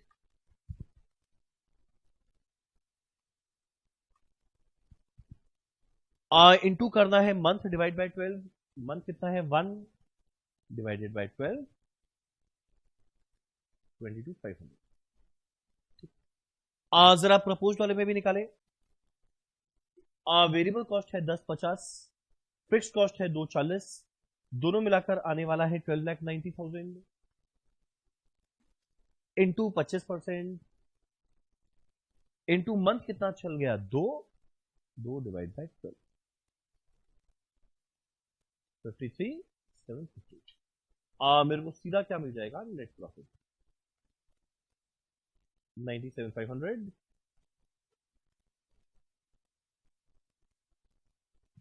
फाइनली हम लोग का प्रपोज पॉलिसी में बेटर आया प्रॉफिट, वो ऑप्शन मेरे लिए बेस्ट है। ठीक है ना मैडम? फिक्स कॉस्ट नहीं बदलेगा। चलो डन। क्वेश्चन 5 अभी हम लोग करेंगे कुछ देर बाद, क्योंकि इसमें कैश डिस्काउंट वाला चीज आया, पहले वो समझाएगा उसके बाद। अब करते हैं 6 नंबर ना दिखने में थोड़ा अलग सा लगेगा पर बड़ा इजी क्वेश्चन है। एक काम करें, हम इसमें पढ़े भी नहीं, तुम लोग अपने आप देखो, ये पढ़ के देता है, समझाएगा नहीं, खाली पढ़ लेता है। A firm is considering pushing up its sale by extending by extending credit facility to the following category of customer. दो category of customer है। customer A customer with 10% risk of non-payment, bad debt. Customer with 30% risk of non-payment, bad debt. यानी दो customer है, एक A एक B। पहले वाले में बैड डेट होने वाला है 10%, अगले वाले में होने वाला है 30%। The incremental sales expected in case of category A are 40,000, while in case of category B are 50,000। यानी जितना भी आज के दिन सेल होता है, A को बेचेंगे 40,000 बढ़ जाएगा, B को बेचेंगे 50,000 बढ़ जाएगा। तो भैया पहले जानने की एग्जिस्टिंग सेल है कितना, देखते हैं। The cost of production and selling expenses दिया हुआ है 60% ऑफ सेल। जब भी कोई खर्चा परसेंटेज ऑफ सेल रहता है वो वेरिएबल कॉस्ट ही रहता है, कि फिक्स कॉस्ट तो परसेंटेज ऑफ सेल रहेगा नहीं, वो तो टोटल में सेम रहेगा। मेरा कलेक्शन कॉस्ट दिया हुआ है 5% ऑफ सेल कैटेगरी ए में, 10% ऑफ सेल कैटेगरी बी में। You are required to advise the firm about extending credit facility to each of the above category of customer. इस question में जो सबसे इंपॉर्टेंट चीज है उसके बारे में जिक्र ही नहीं है। ना एग्जिस्टिंग सेल बताया, ना ये दोनों का क्रेडिट पीरियड बताया, ना इंटरेस्ट रेट बताया। मतलब ये ऐसा फुद्दू क्वेश्चन है जहां पे बस सीधा सीधा ए और बी में एग्जिस्टिंग सेल बता दो तो 30-40,000 और 50,000 बढ़ाते। जब बताया नहीं है तो हम लोग सीधा मानेंगे जो भी एग्जिस्टिंग सेल है, ए में 40,000 बढ़ गया, बी में 50,000 बढ़ गया। अब आगे जैसे इनकम स्टेटमेंट बनाते हैं बनाएंगे। एंड वर्स्ट पार्ट, इस क्वेश्चन में अपॉर्चुनिटी कॉस्ट नहीं है। जब वो ही नहीं है तो क्वेश्चन में बचा क्या। पर एक बार का आदमी डर जाएगा, अब जैसे ही तो खोजने बैठ जाएगी और मुस्कुराएगी, कहीं तो है जो दिख नहीं रहा है। तो सेल वैल्यू 40-50 लिखे, माइनस करना है वेरिएबल कॉस्ट। यहां पे वर्ड वेरिएबल कॉस्ट नहीं है, प्रोडक्शन एंड सेलिंग कॉस्ट है, 60% ऑफ सेल। तो माइनस कर देते हैं।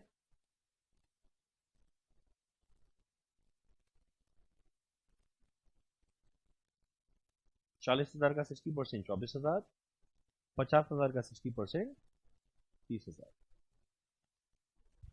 यह है कंट्रीब्यूशन। फिक्स कॉस्ट के बारे में कुछ नहीं बताया, यानी यही मिल जाएगा जीपी।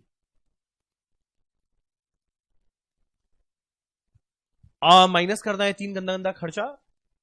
3 में बैड डेट के बारे में दिया हुआ है, कलेक्शन कॉस्ट के बारे में दिया हुआ है, पर जो सबसे अच्छा चीज है, जिस चीज के लिए चैप्टर बना है, अपॉर्चुनिटी कॉस्ट ना बताया, ना कैलकुलेट करने का तरीका बताया, तो इग्नोर करेंगे।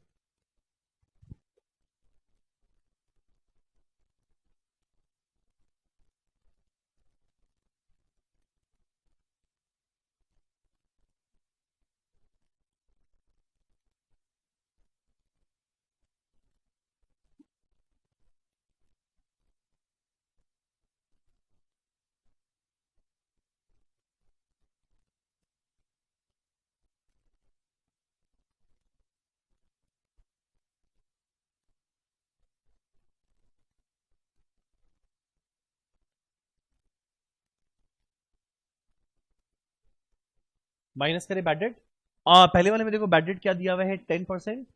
अगले वाले में दिया हुआ है 30%। और जब भी बैड डेट परसेंटेज में दिया रहेगा, ये हमेशा रहता है सेल का। तो 40,000 का 10% 4,000, 50,000 का 30% 15,000। माइनस करें कलेक्शन कॉस्ट।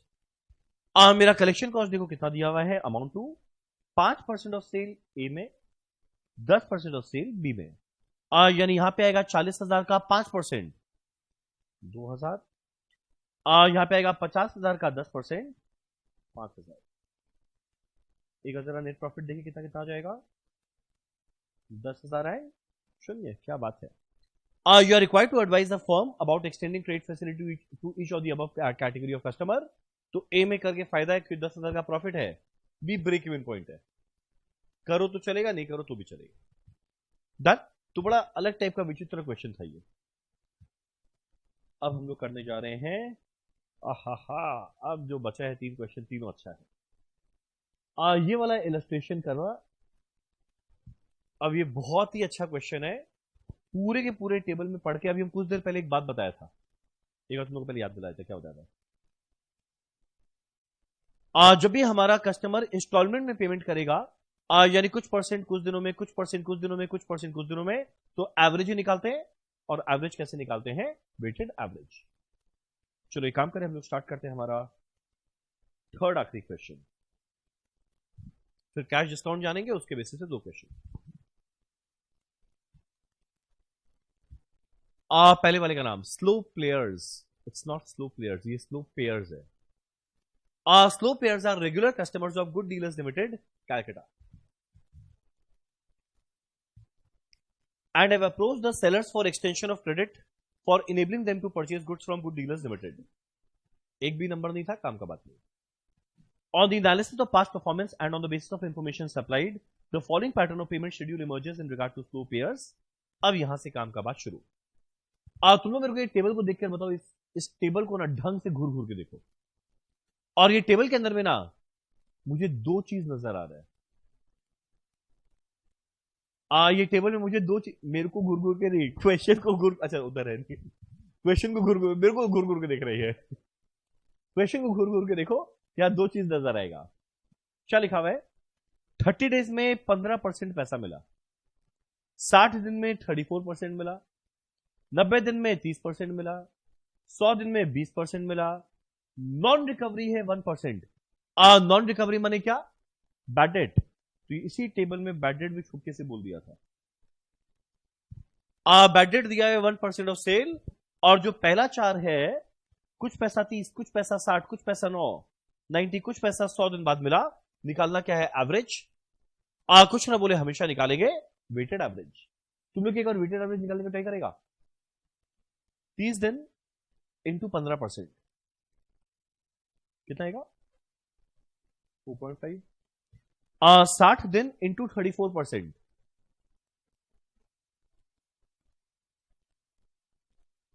90 दिन में 30%, 100 दिन में 20%, 20 ना, 71.9 डेज। यानी एक है बैड डेट 1%। और अगला जब हम लोग अपॉर्चुनिटी कॉस्ट कैलकुलेट करेंगे, हम लोग कितने डेज पे करने वाले हैं? 71.9 डेज। नॉर्मल बात। अब जरा देखिए नेक्स्ट पैरा में दिया क्या है। Slow players want to enter into a firm commitment for purchase of goods of rupees 15 lakh in 2012। यानी मान लो ये हमारा ये स्लो प्लेयर्स, अब लेट आते हैं स्लो प्लेयर्स बनेंगे। स्लो प्लेयर्स आया मेरे पास और आके मेरे को बोलता है मैं वादा करता हूं मैं आपसे 15 लाख का गुड्स खरीदूंगा। हम बोला ओके। अब ये अगर खरीदेगा तो मेरे लिए वो सेल है, तो मेरा तो भैया पहला लाइन आ गया सेल वैल्यू 15 लाख। अब बोलते हैं ये बोलता है हम डिलीवरी लेंगे equal quantity on the first day of each quarter in calendar year. यानी हर क्वार्टर के पहला दिन में हम कुछ कुछ डिलीवरी लेंगे। हमने तेरे को जब लेना है ले, आई डोंट केयर। पैसा ये मेरे को देने वाला है 71.9 डेज पे। यानी डिलीवरी कब होता है रेलेवेंट नहीं है। डिलीवरी करने के बाद पैसा कितने दिनों में आता है ये चीज रेलेवेंट है। सेलिंग प्राइस पर यूनिट दिया हुआ है 150, जिसमें प्रॉफिट आने वाला है 5 रुपया पर यूनिट। मेरे को ना इतना लाइन पढ़ के बताओ इससे क्या मिलेगा। सेलिंग प्राइस दिया हुआ है 150, जिसमें प्रॉफिट कमाने वाले हैं 5 रुपया पर यूनिट। यानी पता है बाकी 145 क्या आ जाएगा? कॉस्ट। मेरा कॉस्ट कितना आ जाएगा? 145 पर यूनिट। तो देखो मेरा कॉस्ट आया है पर यूनिट में, तो पहले एक बार यूनिट निकालना पड़ेगा। और यूनिट कैसे आएगा? 15 लाख डिवाइडेड बाय 150, है ना। सेल वैल्यू है 15 लाख, सेलिंग प्राइस है 150। एक बार यूनिट बताओ ना। यूनिट आ जाएगा 10,000। It is anticipated by Good Deals Limited that taking up this contract would mean an extra recurring expenditure of 5,000 per annum. जैसे इस कस्टमर्स को हम गुड्स बेचेंगे मेरा एक्स्ट्रा रिकरिंग एक्सपेंस आएगा। क्यों? क्योंकि मुझे एक वसूली भाई को लेना पड़ेगा। आप है वसूली भाई। ये वसूली भाई क्या करेगा? वहां जाएगा और उसे वसूली कर लाके देगा और उसके अगेंस्ट में मेरे से पैसा मांगेगा। कितना मांगेगा? 5,000। तो एक तरह का कलेक्शन कॉस्ट। अब अपॉर्चुनिटी कॉस्ट के लिए इंटरेस्ट रेट दे दिया है 24% per annum. As a finance manager आप तो मुझे एडवाइस करो क्या मैं स्लो पेयर्स को बेचूं या फिर ना बेचूं। यानी यहाँ पे 3-4 कॉलम नहीं है, एक ही कॉलम है। खाली इसी का निकालना है प्रॉफिट आया लॉस। प्रॉफिट आया तो बेच दो, लॉस आया तो मत बेचो। हम चाहेंगे एक बार आप लोग स्वयं कैलकुलेट करने का प्रयास करें। आपका समय है 3 मिनट।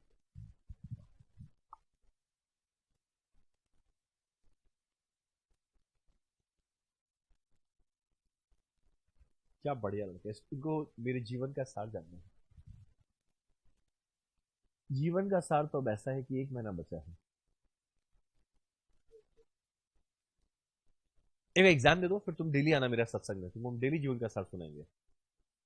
हाँ एकदम सुबह अर्ली मॉर्निंग, सुबह 6 बजे कभी खोल के देखना संस्कार। उसके पहले 3 बजे उठ के।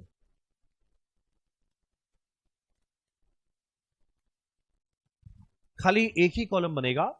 पहला लाइन यूनिट। यूनिट क्यों लिख रहे हैं? क्योंकि देखो मेरा कॉस्ट भी था पर यूनिट, खाली इसीलिए लिख रहे हैं। तो चलो पहला यूनिट।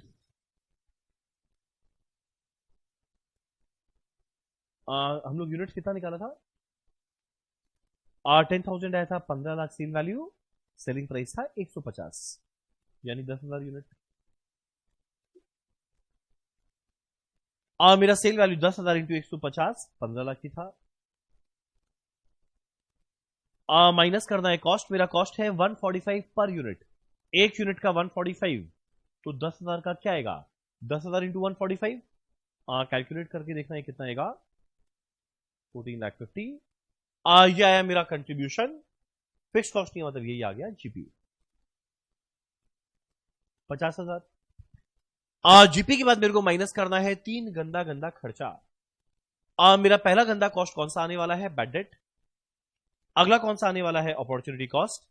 अगला कौन सा आने वाला है? Collection cost. इस क्वेश्चन में तीनों दिया हुआ है। देखो तुम लोग को नजर में आ रहा है क्या?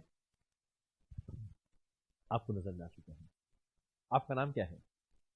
सुष्मिता। यस, मुझे याद आ गया, फर्स्ट बेंच। तो ऐसा एक तुम्हारी एक फ्रेंड भी आती थी ना, अनामिका।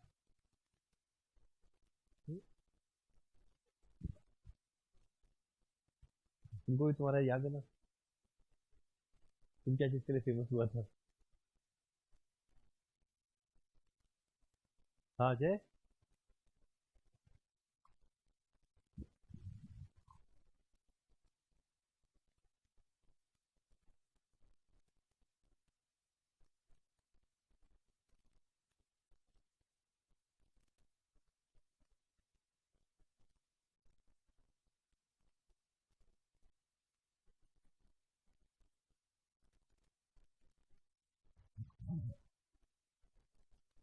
ठीक है, अच्छा है। एक कि बहुत हद तक सिलेबस सेम है ना, तो दोनों कर लेता आदमी। कि बाई चांस कोई एक जगह कहीं अटक जाए तो एटलीस्ट दूसरा जगह चल रहा है साथ साथ, इस सेंस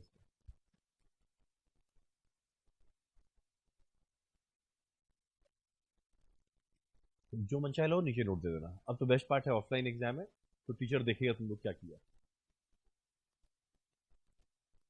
देखो वैसे तो आइडियलिस्टिकली 365 होता है, पर खाली कैलकुलेशन सिंपल रखने के लिए हम लोग 360 ले लेते हैं। 365 तो यूनिवर्सली करेक्ट है। माइनस करेंगे तीन चीज। मेरा पहला माइनस करना है बैड डेट। जरा देखो बैड डेट कितना दिया हुआ था? 1% ऑफ सेल।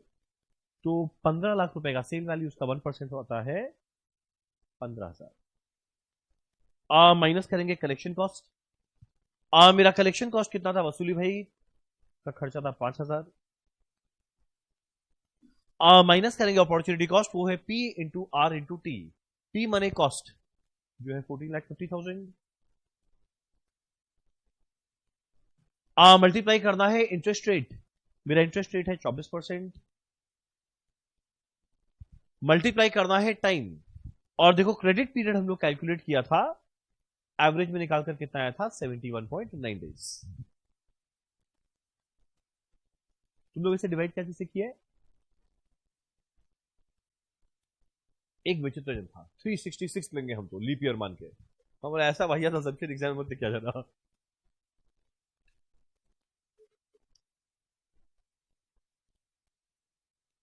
69503।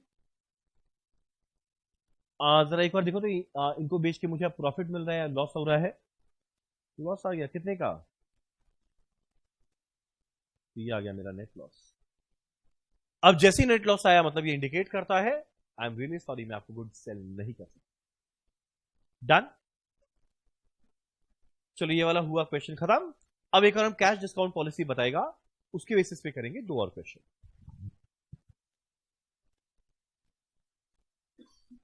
देखो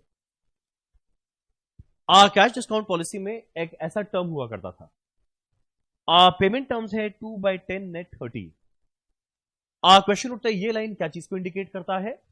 ये लाइन इस बात को इंडिकेट करता है कि कस्टमर को हम क्रेडिट पीरियड दिया है 30 दिन का। पर भाई अगर कस्टमर मेरे को 10 दिनों में पैसा दे दिया तो हम उसको कैश डिस्काउंट देने वाला है 2%। यानी ये इंडिकेट करता है कि हम 2% कैश डिस्काउंट देगा अगर कस्टमर पैसा दे 10 डेज में, अदरवाइज ट्रेड पीरियड क्या चल रहा है? 30 डेज। नॉर्मल बात। अब एक बार हम थोड़ा नंबर्स के साथ समझाएगा तो बेटर समझ में आएगा। मान लो सेल वैल्यू दिया हुआ है, एग्जांपल दे रहे हैं 100 करोड़, और पेमेंट टर्म्स ये लेकर चलते हैं। अब ऑब्वियस सा बात है हर एक कस्टमर तो आके कैश डिस्काउंट मांगेगा नहीं। मान लो 1 2 3 4 एग्जांपल है, यहाँ पे 10 लोग को हम 10-10 करोड़ बांट दिया, सेल किया। अब अनाउंस किया कि जो मेरे को 10 दिनों में पैसा देगा उसको 2% डिस्काउंट मिलेगा। अब हर एक जन तो आकर मेरे को पैसा देगा नहीं 10 दिनों में। अब क्वेश्चन में बताएगा कि मान लो खाली 70% कस्टमर कैश डिस्काउंट ले रहा है, खाली 70% कस्टमर अवेल किया, तो अगर हम लोग कैलकुलेट करें कि मेरे को डिस्काउंट कितना देना पड़ा, तो 100 करोड़ का सेल वैल्यू था, पर खाली 70% आके जल्दी पैसा दिया, यानी मेरे को जल्दी पैसा कितना मिलने वाला है? 100 करोड़ का 70% कितना आएगा? 70 करोड़। अब जैसे वो लोग 70 करोड़ देने वाला है, वो बोलेगा भाई 70 पूरा नहीं देंगे, आप 2% डिस्काउंट दो। यानी मेरे को डिस्काउंट कितना देना पड़ेगा? 100 करोड़ का 2% या 70 करोड़ का? 70 करोड़ का 2%। कैलकुलेट करके देखना कितना आ जाएगा? 1.4। यानी जो sale minus variable cost contribution minus fixed cost GP निकालते थे, पहला माइनस करेंगे बैड डेट, अगला माइनस करेंगे अपॉर्चुनिटी कॉस्ट, अगला कलेक्शन कॉस्ट, अब एक और कौन सा आ जाएगा? Cash discount. तो कैश डिस्काउंट निकालने का तरीका क्या? जितना टोटल सेल वैल्यू है वो ले लो, इनटू कितने परसेंट कस्टमर लोग कैश डिस्काउंट मांगे? 70% लोग मांगे, तो 70 करोड़ जल्दी मिलने वाला है। मल्टीप्लाई किस चीज से कर देंगे? कैश डिस्काउंट के परसेंटेज से। एक मिनट, ये यहां तक क्लियर है अजय?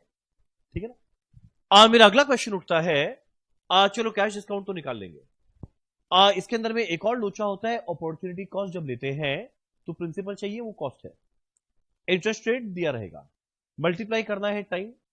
अब टाइम में लोचा ये कि कुछ आदमी लोग तो देखो 10 दिन में पैसा दे दिया, कुछ आदमी लोग जो डिस्काउंट नहीं लिया वो 30 दिन में पैसा दिया।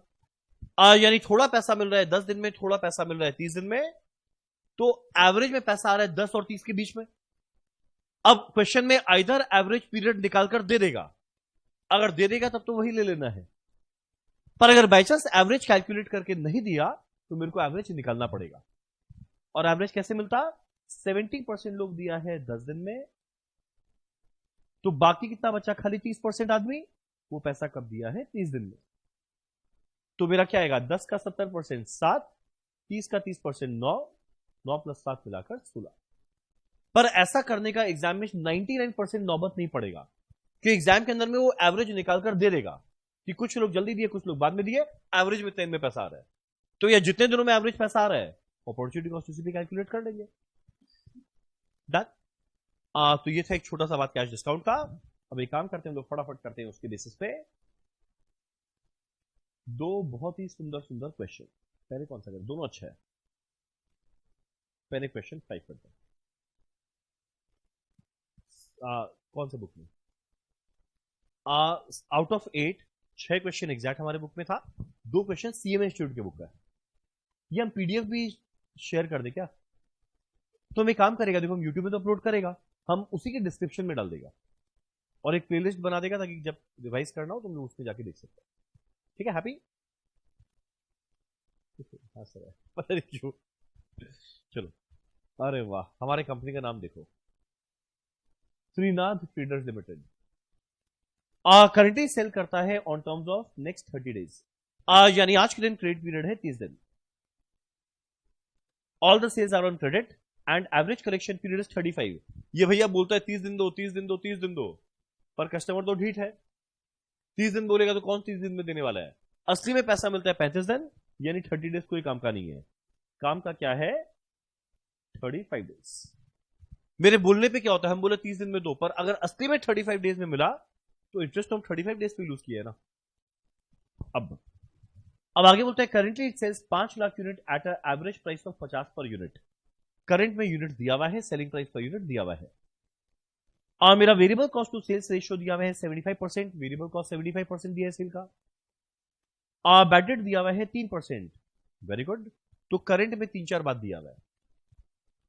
In order to expand sale, the management of the company is considering changing the credit terms from net 30 to 2/10 net 30. 2/10 net 30 मतलब क्या? अगर कस्टमर 10 दिन में पैसा दिया, हम डिस्काउंट कितना देगा? अदरवाइज क्रेडिट पीरियड क्या है? 30 दिन। क्या लगता है सारे कस्टमर जो आगे डिस्काउंट मांग लेंगे? कुछ मांगेंगे, कुछ परसेंट ही लेगा। Due to the change in this policy, sales are expected to go up by 10%। इतना बढ़िया पॉलिसी लेकर आया कि जो सेल 5 लाख यूनिट होने वाला था वो 10% बढ़ गया, यानी 5.5 लाख यूनिट सेल हो गया। पर झमेला ये हुआ कि bad debt loss on additional sale will be 5%। Super important word है एडिशनल सेल। खाली एडिशनल सेल पे 5% बैड डेट है, यानी एग्जिस्टिंग सेल पे 3% रहेगा और जो एक्स्ट्रा सेल हो रहा है उस पे 5% रहेगा। यानी ये मत सोचना पूरे प्रपोज पॉलिसी पे 5% हो गया। शब्द क्या यूज किया है? एडिशनल सेल पे ही 5% हुआ है।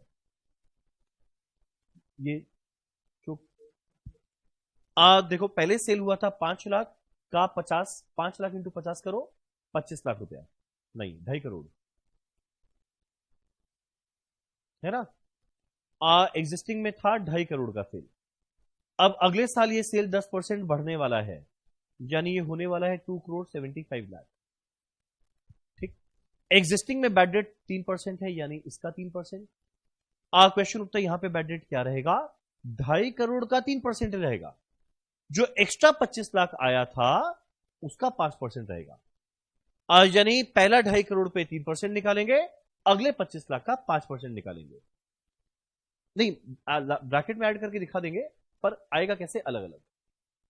था ना ये बढ़िया चीज, additional bad debt additional sale. अब आगे इतना कहानी के आगे लिख ही दिया था। एडिशनल सेल पे 5% रहेगा और bad debt loss on existing sale जो है वो 3% ही पड़ा रहेगा। एनीवेज तुम लोग ये लाइन पढ़ के समझ ही जाता पूरा, हमको लगा कितना अच्छा हम बात बता रहे हैं। अब आगे 40% of customers are expected to avail the discount. यानी 2 करोड़ 75 लाख रुपया वाला सबको आके डिस्काउंट नहीं मांगेगा, इसका खाली 40% मांगेगा। तो इसका 40% निकालेंगे, एक सेल वैल्यू आएगा 1 करोड़ 10 लाख। 1 करोड़ 10 लाख। वो लोग को डिस्काउंट कितना देने वाले हैं, उसका 2%। यानी 1 करोड़ 10 लाख का 2% मेरा कैश डिस्काउंट आ जाएगा। नेक्स्ट, एंड पे ऑन 10th डे। ठीक है, 10 दिन में पैसे, 10 दिन में पैसे, अच्छा तभी तो डिस्काउंट मिल रहा है। The average collection period for new policy is expected to be 34 days. तो देखो यहाँ पे एवरेज हम बोला ना निकाल कर दे देगा, तो निकाल कर दे दिया। प्रपोज वाले में एवरेज पे पैसा आता है 34 डेज में, तो अपॉर्चुनिटी कॉस्ट इस पे निकाल लेंगे। The company required return of 20% on investment in receivable interest rate. मेरे को निकालना है दोनों के अंदर में प्रॉफिट क्या है। भालू क्वेश्चन, ठीक आ गया, बोला अच्छा क्वेश्चन, दारुण क्वेश्चन, दारुण।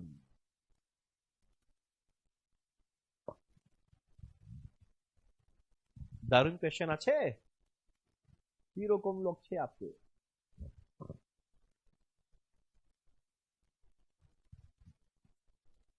तुम सिर्फ तुम ही तुम लोग कोई बंगाली जानता है कोई ना, तुम लोग कोई बंगाली जानता है। আমার বাংলা খুব ভালো, क्या समझी वो, अच्छा इतना समझा तुम लोग। हम लोग दोनों का सेम टाइप की बंगाली है।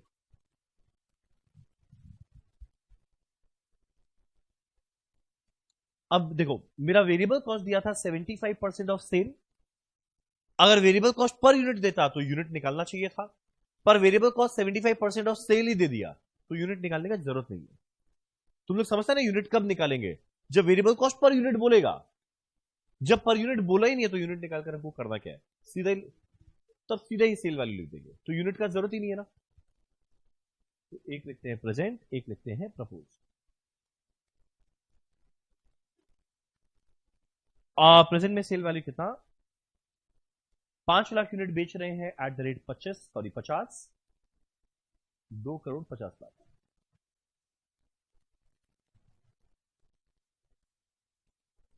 अब due to change in policy sales are expected to go up by 10%। Propose में ये 10% बढ़ेगा, तो 2 करोड़ 50 लाख को 10% बढ़ा देना, 2 करोड़ 75 लाख। हो गया यहां तक। माइनस करना है वेरिएबल कॉस्ट। मेरा वेरिएबल कॉस्ट कितना दिया हुआ था, 75%। मेरा वेरिएबल कॉस्ट दिया है 75% ऑफ सेल, तो भैया जितना जितना सेल वैल्यू आया उसका 75%।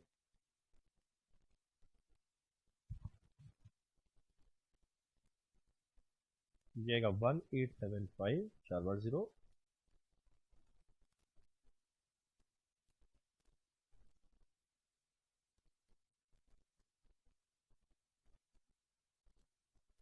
और 20625 000। ठीक। ये आ गया कंट्रीब्यूशन।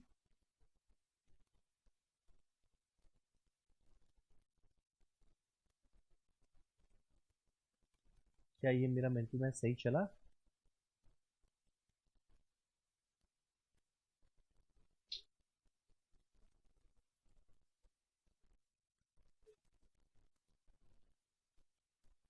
रियलाइज कर रहा है सुबह सुबह क्या होता है आदमी का हालत। ये आ गया कंट्रीब्यूशन। माइनस करना है फिक्स कॉस्ट, नहीं मिला मुझको हलो। यानी यही आ जाएगा जीपी। ये मेरा हैबिट है, किसी के पीछे पड़ता है ना पीछे पड़ ही जाता है उसको। अब यहां से -3 नहीं 4 चीज करना होता है क्योंकि कैश डिस्काउंट भी आ गया लाइफ में। पहला माइनस करना है बैड डेट। अब हम चाहेगा ना बैड डेट तुम लोग एकदम ढंग से निकालो। करंट में चल रहा था 3% और bad debt loss on additional sale है 5%। एक और माइनस करना बैड डेट कितना कितना आएगा ये हम नहीं बताएगा।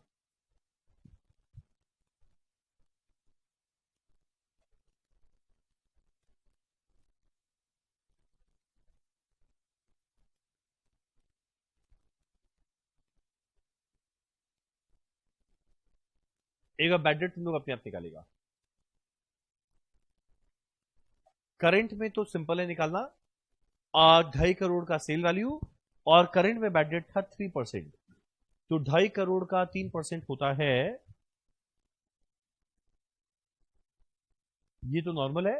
तुम लोग दूसरे वाले का बताओ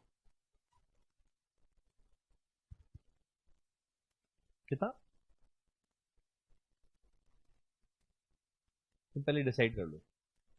930 बोलती है फिर 950।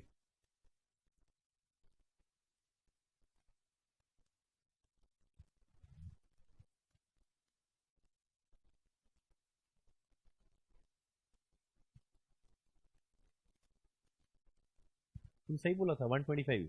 125 नए वाले में है, पुराना वाला भी तो लगेगा ही ना, तो 7.5 प्लस 125 875।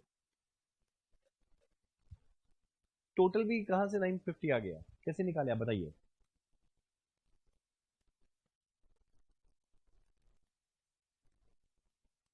ओके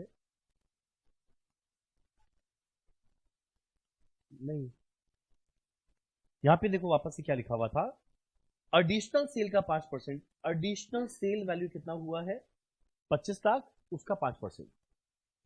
अरे सुनो तो सही,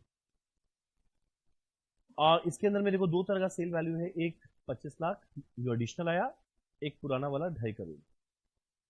ये न्यू वाला है ये ओल्ड वाला है, ठीक है।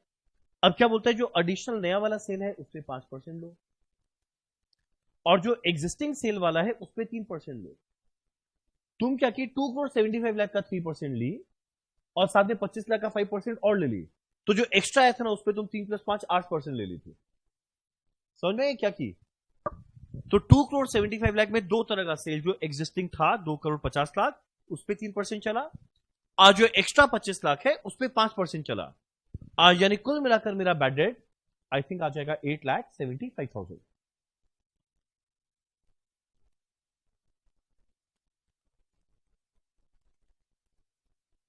अब माइनस करना है कलेक्शन कॉस्ट, जो शायद क्वेश्चन में था ही नहीं।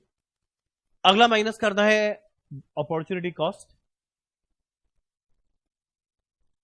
किस पे कैलकुलेट करते हैं, कॉस्ट पे। यहां पे तो खाली वेरिएबल कॉस्ट है, मतलब यही टोटल कॉस्ट है।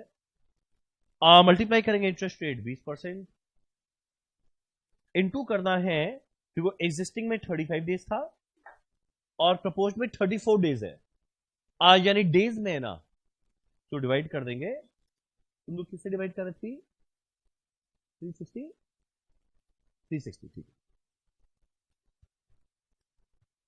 ठीक है ना। तो करंट में था देखो 35 दिन एवरेज कलेक्शन पीरियड, और average collection period new policy में है 34। यानी करंट में 35 दिन पे निकालेंगे, करेंट और प्रपोज वाले में 34 डेज पे निकालेंगे। ये आएगा कैसे, टोटल कॉस्ट ये रहा इंटू 20%, इंटू एग्जिस्टिंग में है 35 दिन बाई 360, और दूसरे वाले में टोटल कॉस्ट ये रहा इंटू 20%, और डेज कितना है 34 बाई 360। हम चाहेंगे एक बार आप लोग स्वयं कैलकुलेट करने का प्रयास करें।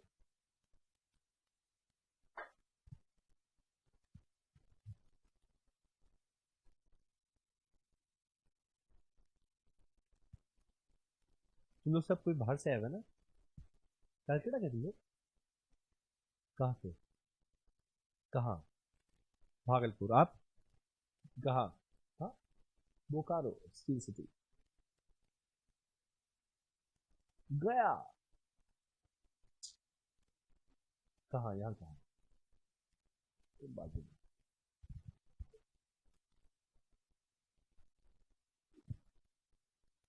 टॉलीगंज, टॉलीगंज ना। एक बार तू अपॉर्चुनिटी कॉस्ट कैलकुलेट करेगा। 1875410 इंटू 20% इंटू 35 डिवाइड बाई 360 आने वाला है, सही लिखा। ये है 2062500 इंटू 20% इंटू 34 डिवाइड बाई 360, ये आने वाला है, थैंक यू। ठीक, अब एक चीज और माइनस करना है, कैश डिस्काउंट। अब देखो एग्जिस्टिंग में तो डिस्काउंट था नहीं, वो तो प्रपोज वाले में आया था। डिस्काउंट हमको कैलकुलेट करना है, तो देखो टोटल सेल वैल्यू पता है मेरे को कितना है। अब पहले ये जानो इसमें कितना लोग डिस्काउंट मांगा। कितने लोग डिस्काउंट मांगे, ये जो गंदगी किया पहले इसको मिटाते हैं ताकि नजर में आए।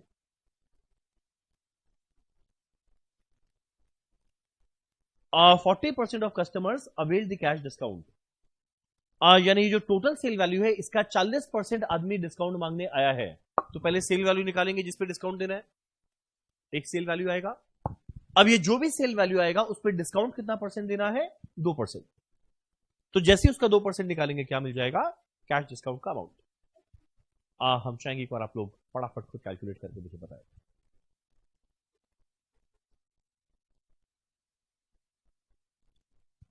ये मेरे हिसाब से आना चाहिए 2,20,000। कैसे आया ये, हाँ बता दें कैसे आया ये। देखो कुल मिलाकर सेल वैल्यू था 2,75 लाख। अब हर एक कस्टमर तो आके डिस्काउंट मांगता नहीं है। क्वेश्चन में क्या लिखा है, 40% ऑफ कस्टमर डिस्काउंट लिया, यानी इसका 40% आदमी आया डिस्काउंट मांगने। तो मेरे को मिलेगा कितने रुपए पे डिस्काउंट देना है, और डिस्काउंट का परसेंटेज क्या है 2%। तो उसको इतना रुपया देना चाहिए था, पर इसका वो 2% डिस्काउंट मांग लिया। तो डिस्काउंट का अमाउंट कितना आएगा, 2,30,000।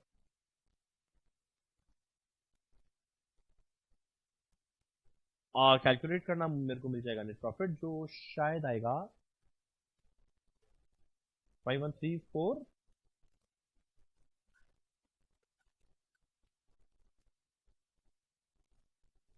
5135,417 169। पक्का, एक तो मेरे को सब उल्टा सीधा नंबर्स बता रही है, हम बैठ के लिख रहे हैं। वो 1,70,000 जीपी कमाया है 70 लाख का, तो प्रॉफिट है 1,70,000। 53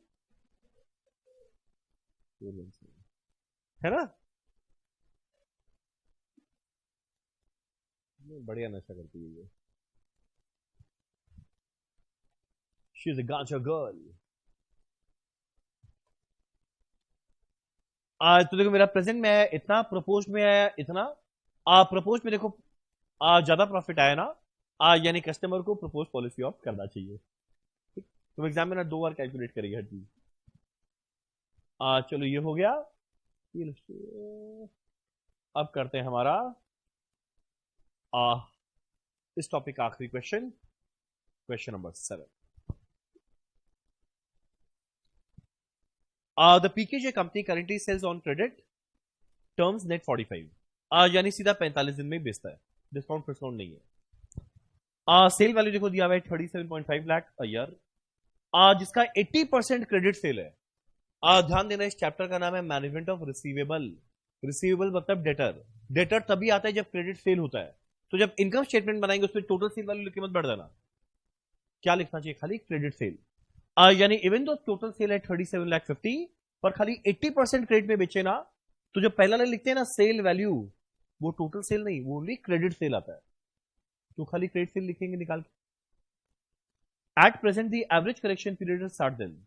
नॉर्मल बात है, हम भले 45 दिन बोले, सुनता कौन है मेरा, तुम ही लोग नहीं सुना था मेरा बात, तो बड़े बड़े बिजनेस में कौन सुनेगा। तुम लोग कितना बोलता था चुप रहो चुप रहो चुप रहो, क्या तुम लोग चुप रहता था क्लास में। ये अंडरस्टैंड मेरे को उल्टा सीधा नंबर्स बता दिया आज। यानी एनीवेज आज के दिन कलेक्शन पीरियड है 60 दिन, तो आज के दिन अपॉर्चुनिटी कॉस्ट आएगा 60 दिन पे। अब मेरा कंपनी कंसिडर करने वाला है 2/10 नेट 45, यानी 10 दिन में पैसा देंगे 2% डिस्काउंट देंगे, अदरवाइज क्रेडिट पीरियड है 45 दिन। अब ये एक्सपेक्ट कर रहा है कि new credit terms will increase current sales by 1/3, यानी जितना आज के दिन क्रेडिट सेल है, पहले तुम तो मेरे को आज के दिन का क्रेडिट सेल बताएगा कितना था। 37,50,000 का 80% कितना आता है, 30 लाख। तो आज के दिन का सेल वैल्यू था 30 लाख। अब बोलते हैं ये 1/3 बढ़ जाएगा, 30 लाख का 1/3 10 लाख बढ़ जाएगा, तो 30 में 10 को बढ़ाकर बोलो क्या होता है, 40। तो दो column present propose 30 lakh 40 lakh. अब कंपनी एक्सपेक्ट करता है कि 60% of credit sale will be on discount. हर एक जन डिस्काउंट नहीं मांगता, खाली 60% वाला डिस्काउंट मांगेगा। और हम बोला ना कि एवरेज कलेक्शन पीरियड वो कैलकुलेट करके दे देगा, प्रपोज वाले में निकाल कर दे दिया, एवरेज में पैसा मिल रहा है 30 दिन में। तो यहां पे था 60, यहां पर है 30। अपॉर्चुनिटी कॉस्ट निकालने में काम आएगा। एवरेज सेलिंग प्राइस दिया हुआ है 100 रुपया पर यूनिट, वेरिएबल कॉस्ट 85% दिया है ना, तो यूनिट निकालने का जरूरत नहीं है।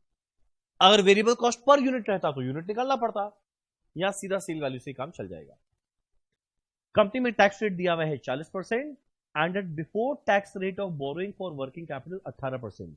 बिफोर टैक्स यानी प्री टैक्स ही दिया है जो मेरे को चाहिए था। Interest rate 18%। अब बोलता है कंपनी आपको बताओ क्या हम प्रपोज में जाए या ना जाए, साल में 360 दिन। आराम से क्वेश्चन करो अपने आप, हम करेंगे विश्राम।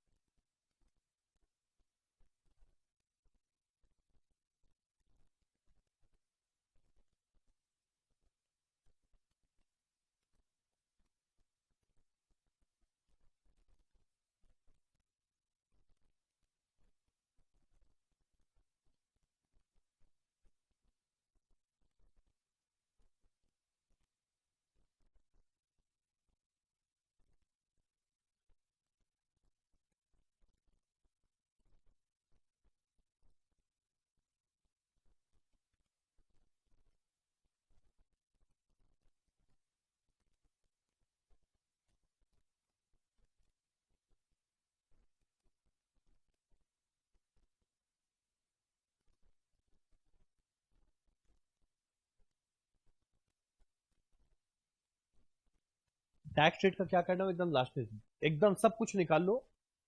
तो जो हम लोग लास्ट में नेट प्रॉफिट बोलते थे उसको ईबीटी बोल देंगे, फिर टैक्स भी दिया हुआ है, तो ईबीटी माइनस टैक्स ईएटी आ जाएगा।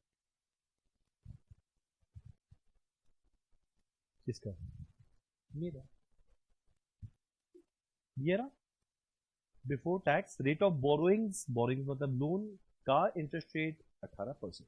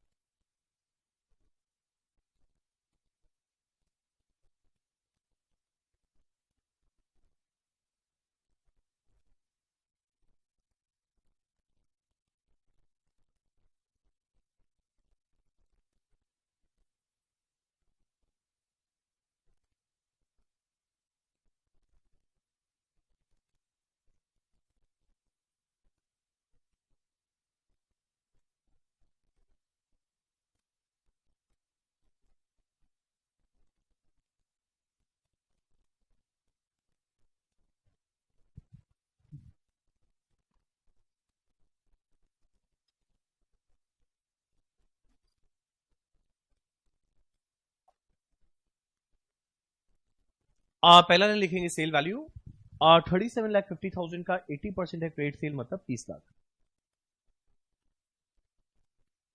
अब बोलता है आगे 1/3 बढ़ेगा, तो 30 लाख को 1/3 बढ़ाओ, कितना हो जाएगा? 40 लाख। माइनस करेंगे वेरिएबल कॉस्ट। मेरा वेरिएबल कॉस्ट दिया हुआ था क्वेश्चन में,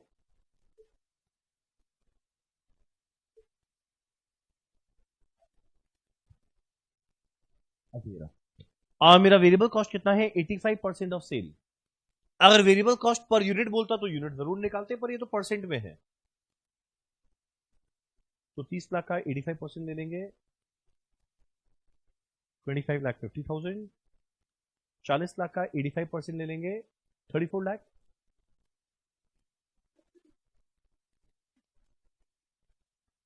कंट्रीब्यूशन 4.5 लाख एंड 6 लाख।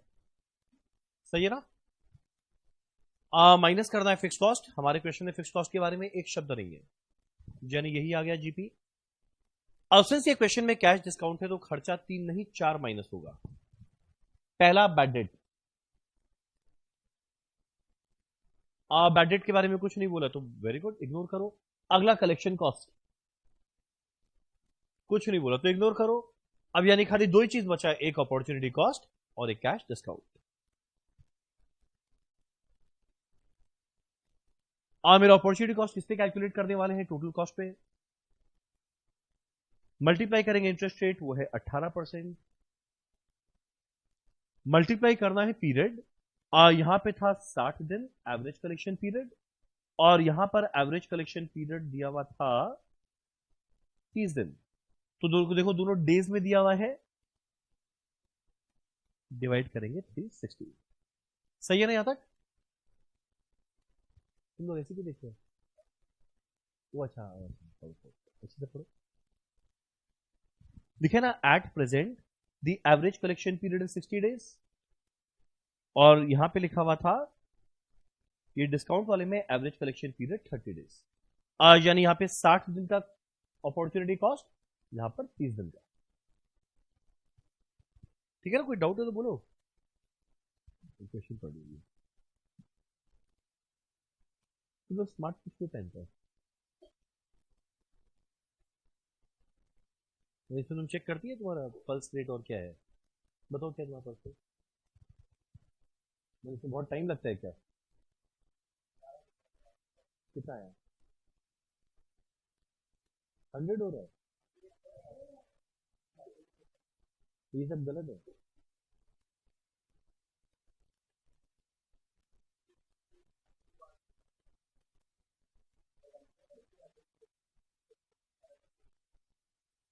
कितना है?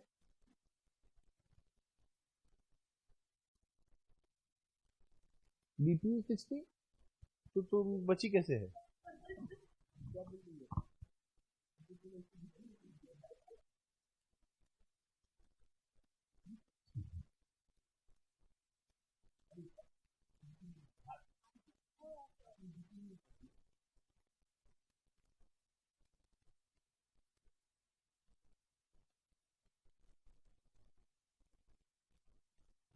60 का पल्स रेट वैसे 72 ऑप्टिमम होता है। एक बार तुम अपॉर्चुनिटी कॉस्ट कैलकुलेट करेगा, कैसे है ये?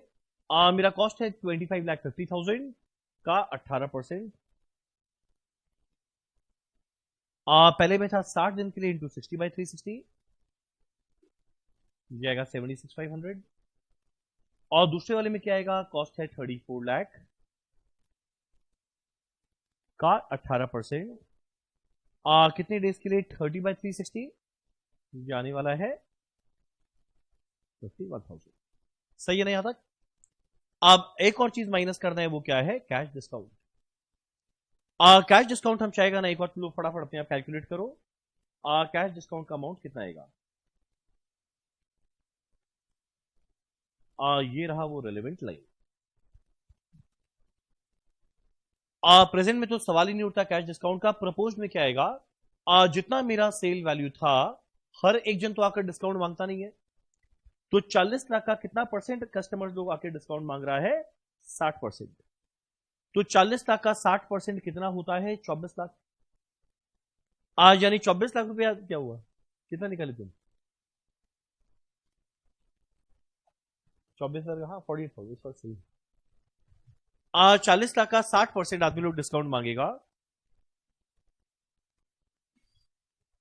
यानी 24 लाख मिलना चाहिए था, पर भाई देने के समय वो 2% मेरे से डिस्काउंट मांग लिया, तो 24 लाख का 2% मांगा, यानी कितना ले लिया, 48,000।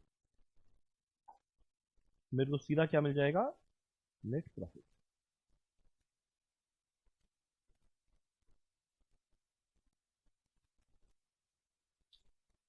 ठीक,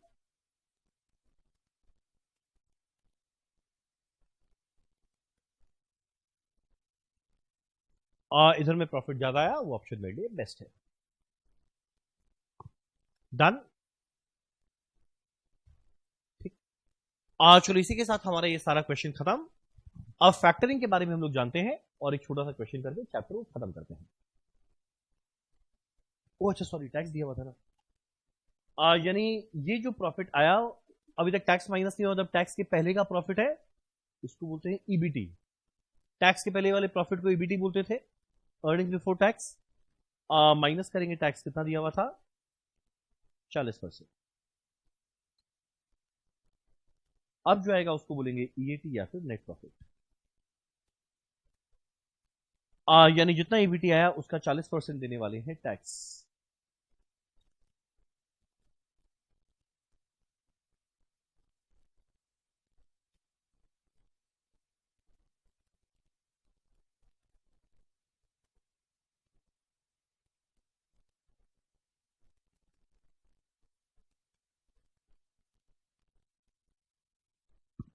सही है ना।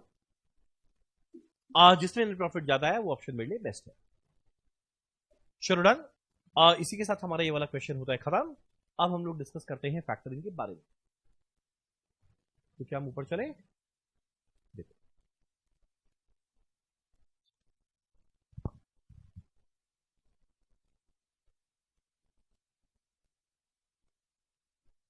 देखो फैक्टरिंग बड़ा सिंपल टॉपिक है। इसमें होता क्या है, मान लो हमारे कंपनी कस्टमर को गुड्स बेचा ऑन क्रेडिट। मान लो कस्टमर से पैसा मिलने वाला है 30 डेज बाद, पर अगर बाई चांस कंपनी को तुरंत पैसे का रिक्वायरमेंट हो गया तो वो जाके इसको बोलेगा भाई पैसा देना, तेरे को डिस्काउंट देंगे। ये बोलेगा नीचे डिस्काउंट नहीं देंगे। तब बेचारे किसके पास जाएगा, फैक्टर के पास। और फैक्टर को जाकर क्या करेगा, अपने इस कस्टमर को बेच देगा। और जैसे ही बेचेगा तो फैक्टर से तुरंत रुपया लेगा। अब क्वेश्चन उठता है, जब वो फैक्टर को कस्टमर को बेचेगा, लेट्स से वो 5 लाख रुपए के कस्टमर डेटर को बेचा, तो क्या पूरा 5 लाख मिलेगा, कभी नहीं मिलेगा। वो क्या करेगा फैक्टर, सबसे पहले जितने रुपए के डेटर को खरीदा, मान लो 5 लाख, उसमें सबसे पहले अपना फीस या कमीशन माइनस करेगा। भैया वो ऐसा सर्विस दे रहा है तो कमीशन नहीं लेगा। मान लो कमीशन कितना है, 2%।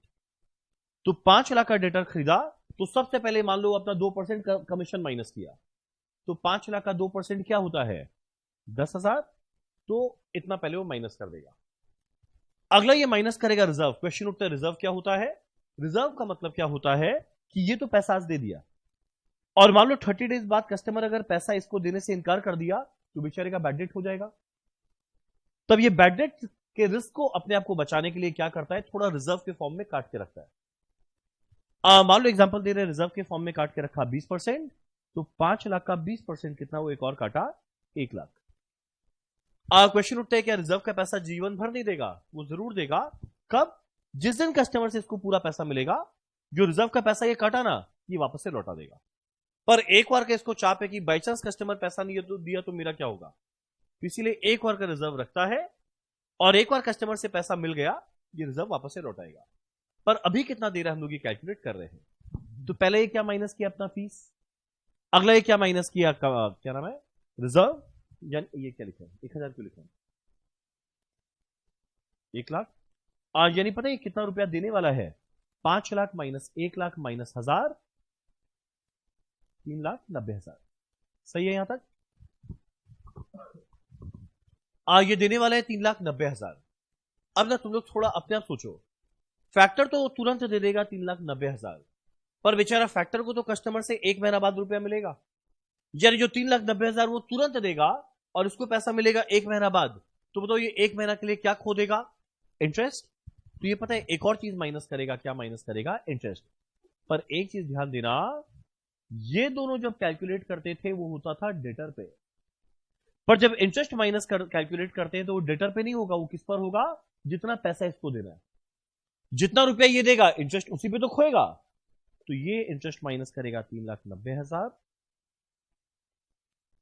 ठीक है ना। प्रिंसिपल पे मान लो इंटरेस्ट रेट है 12% इंटू जितना डेज के लिए ये इंटरेस्ट हो रहा है। अब मेरे को क्या मिलेगा, नेट में कितना पैसा फैक्टर दे रहा है। तो इसको पानी नहीं मिलेगा, अभी मुश्किल आ गई।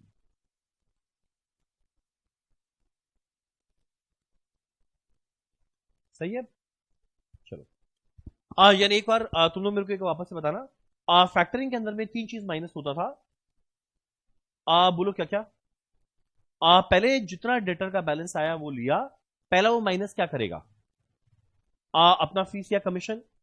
अगला माइनस क्या करेगा, रिजर्व। अगला ये अमाउंट आया, अगला माइनस क्या करेगा, इंटरेस्ट। ये दोनों कैलकुलेट करता था इस पे, और इंटरेस्ट कैलकुलेट करेगा इस पे, जैसे P into R into T होता है। तुम लोग से मैं क्वेश्चन पूछे, आंसर देगा। एक बार कंपनी के पॉइंट से सोचना, फैक्टर ने तीन चीज माइनस किया, पर सही मायने में कंपनी के लिए नुकसान खाली दो ही चीज का हुआ। समझा क्या बोला, नहीं। फैक्टर तीन चीज माइनस करके पैसा दिया, पर कंपनी वाला के हिसाब से सोचा जाए तो उसके लिए नुकसान ये तीनों का नहीं हुआ, खाली दो ही चीज का हुआ। आप बताओ दो नुकसान क्या क्या हुआ, एक फीस और कमीशन और इंटरेस्ट। क्या रिजर्व नुकसान है, क्यों नहीं है, क्योंकि एनीवेज उसको वापस मिल जाएगा।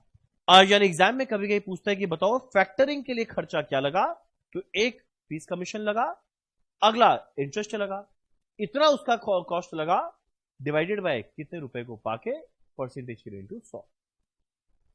डन। अब एक काम करते हैं, हम लोग करते हैं एक क्वेश्चन इसके बेसिस पे, और इस टॉपिक को करते हैं खत्म। ये तुम लोग की बुक से ही हम करवा रहे हैं, क्योंकि सीएमए इंस्टीट्यूट के स्टडी मैट में इसके बारे में थ्योरी तो था, पर प्रैक्टिकल एक भी नहीं था।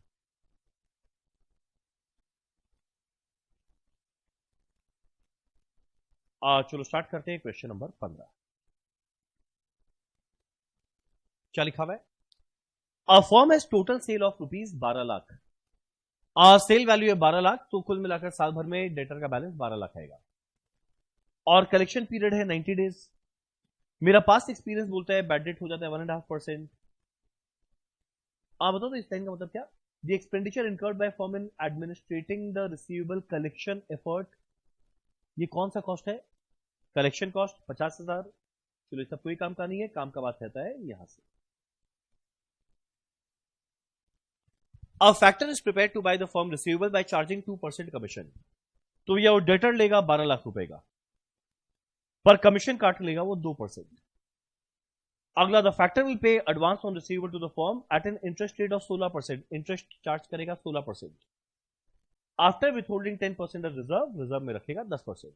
तो देखो तीन चीज माइनस होता है, फीस कमीशन दिया हुआ है, रिजर्व दिया हुआ है, इंटरेस्ट रेट दिया हुआ है, और इंटरेस्ट 90 डेज के लिए रहेगा, जितना इंटरेस्ट चूज करेगा। कैलकुलेट करना है effective cost of factoring, assume 360 days in year. तुम पहले वो टेबल बनाकर एक बार कैलकुलेट करेगा कि 12 लाख का डेटर के अगेंस्ट में पैसा कितना रुपया मिलने वाला है, तीन चीज माइनस करना है।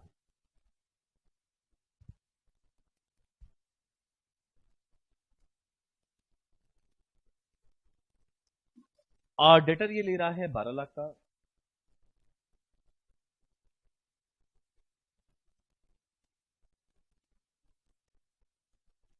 पहले ये माइनस करेगा अपना फीस या कमीशन, इसका फीस या कमीशन कितना है 2%। 12 लाख का 2% अगर आप कैलकुलेट करोगे ये आने वाला है 24%। अगला ये माइनस करेगा रिजर्व, और रिजर्व है 10%। 12 लाख का 10% कितना आता है, 1,20,000। यानी कैलकुलेट करना ये कितना आ जाएगा, 1056 शायद, है ना। अब यानी इसको 10,56,000 देना है, पर भाई वो तो आज दे देगा, पर इसको तो पैसा मिलेगा 90 डेज बाद, तो ये बेचारा बेफालतू में क्या खोता रहेगा, इंटरेस्ट। तो अगला माइनस करना है इंटरेस्ट।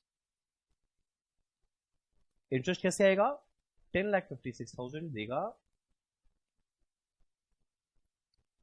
उस पे इंटरेस्ट रेट, मेरा इंटरेस्ट रेट कितना दिया हुआ था? 16%। P into R into T.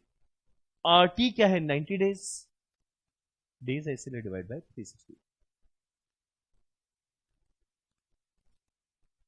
कितना है ये? यानी नेट में पता है पैसा कितना मिलेगा? 101376। ठीक।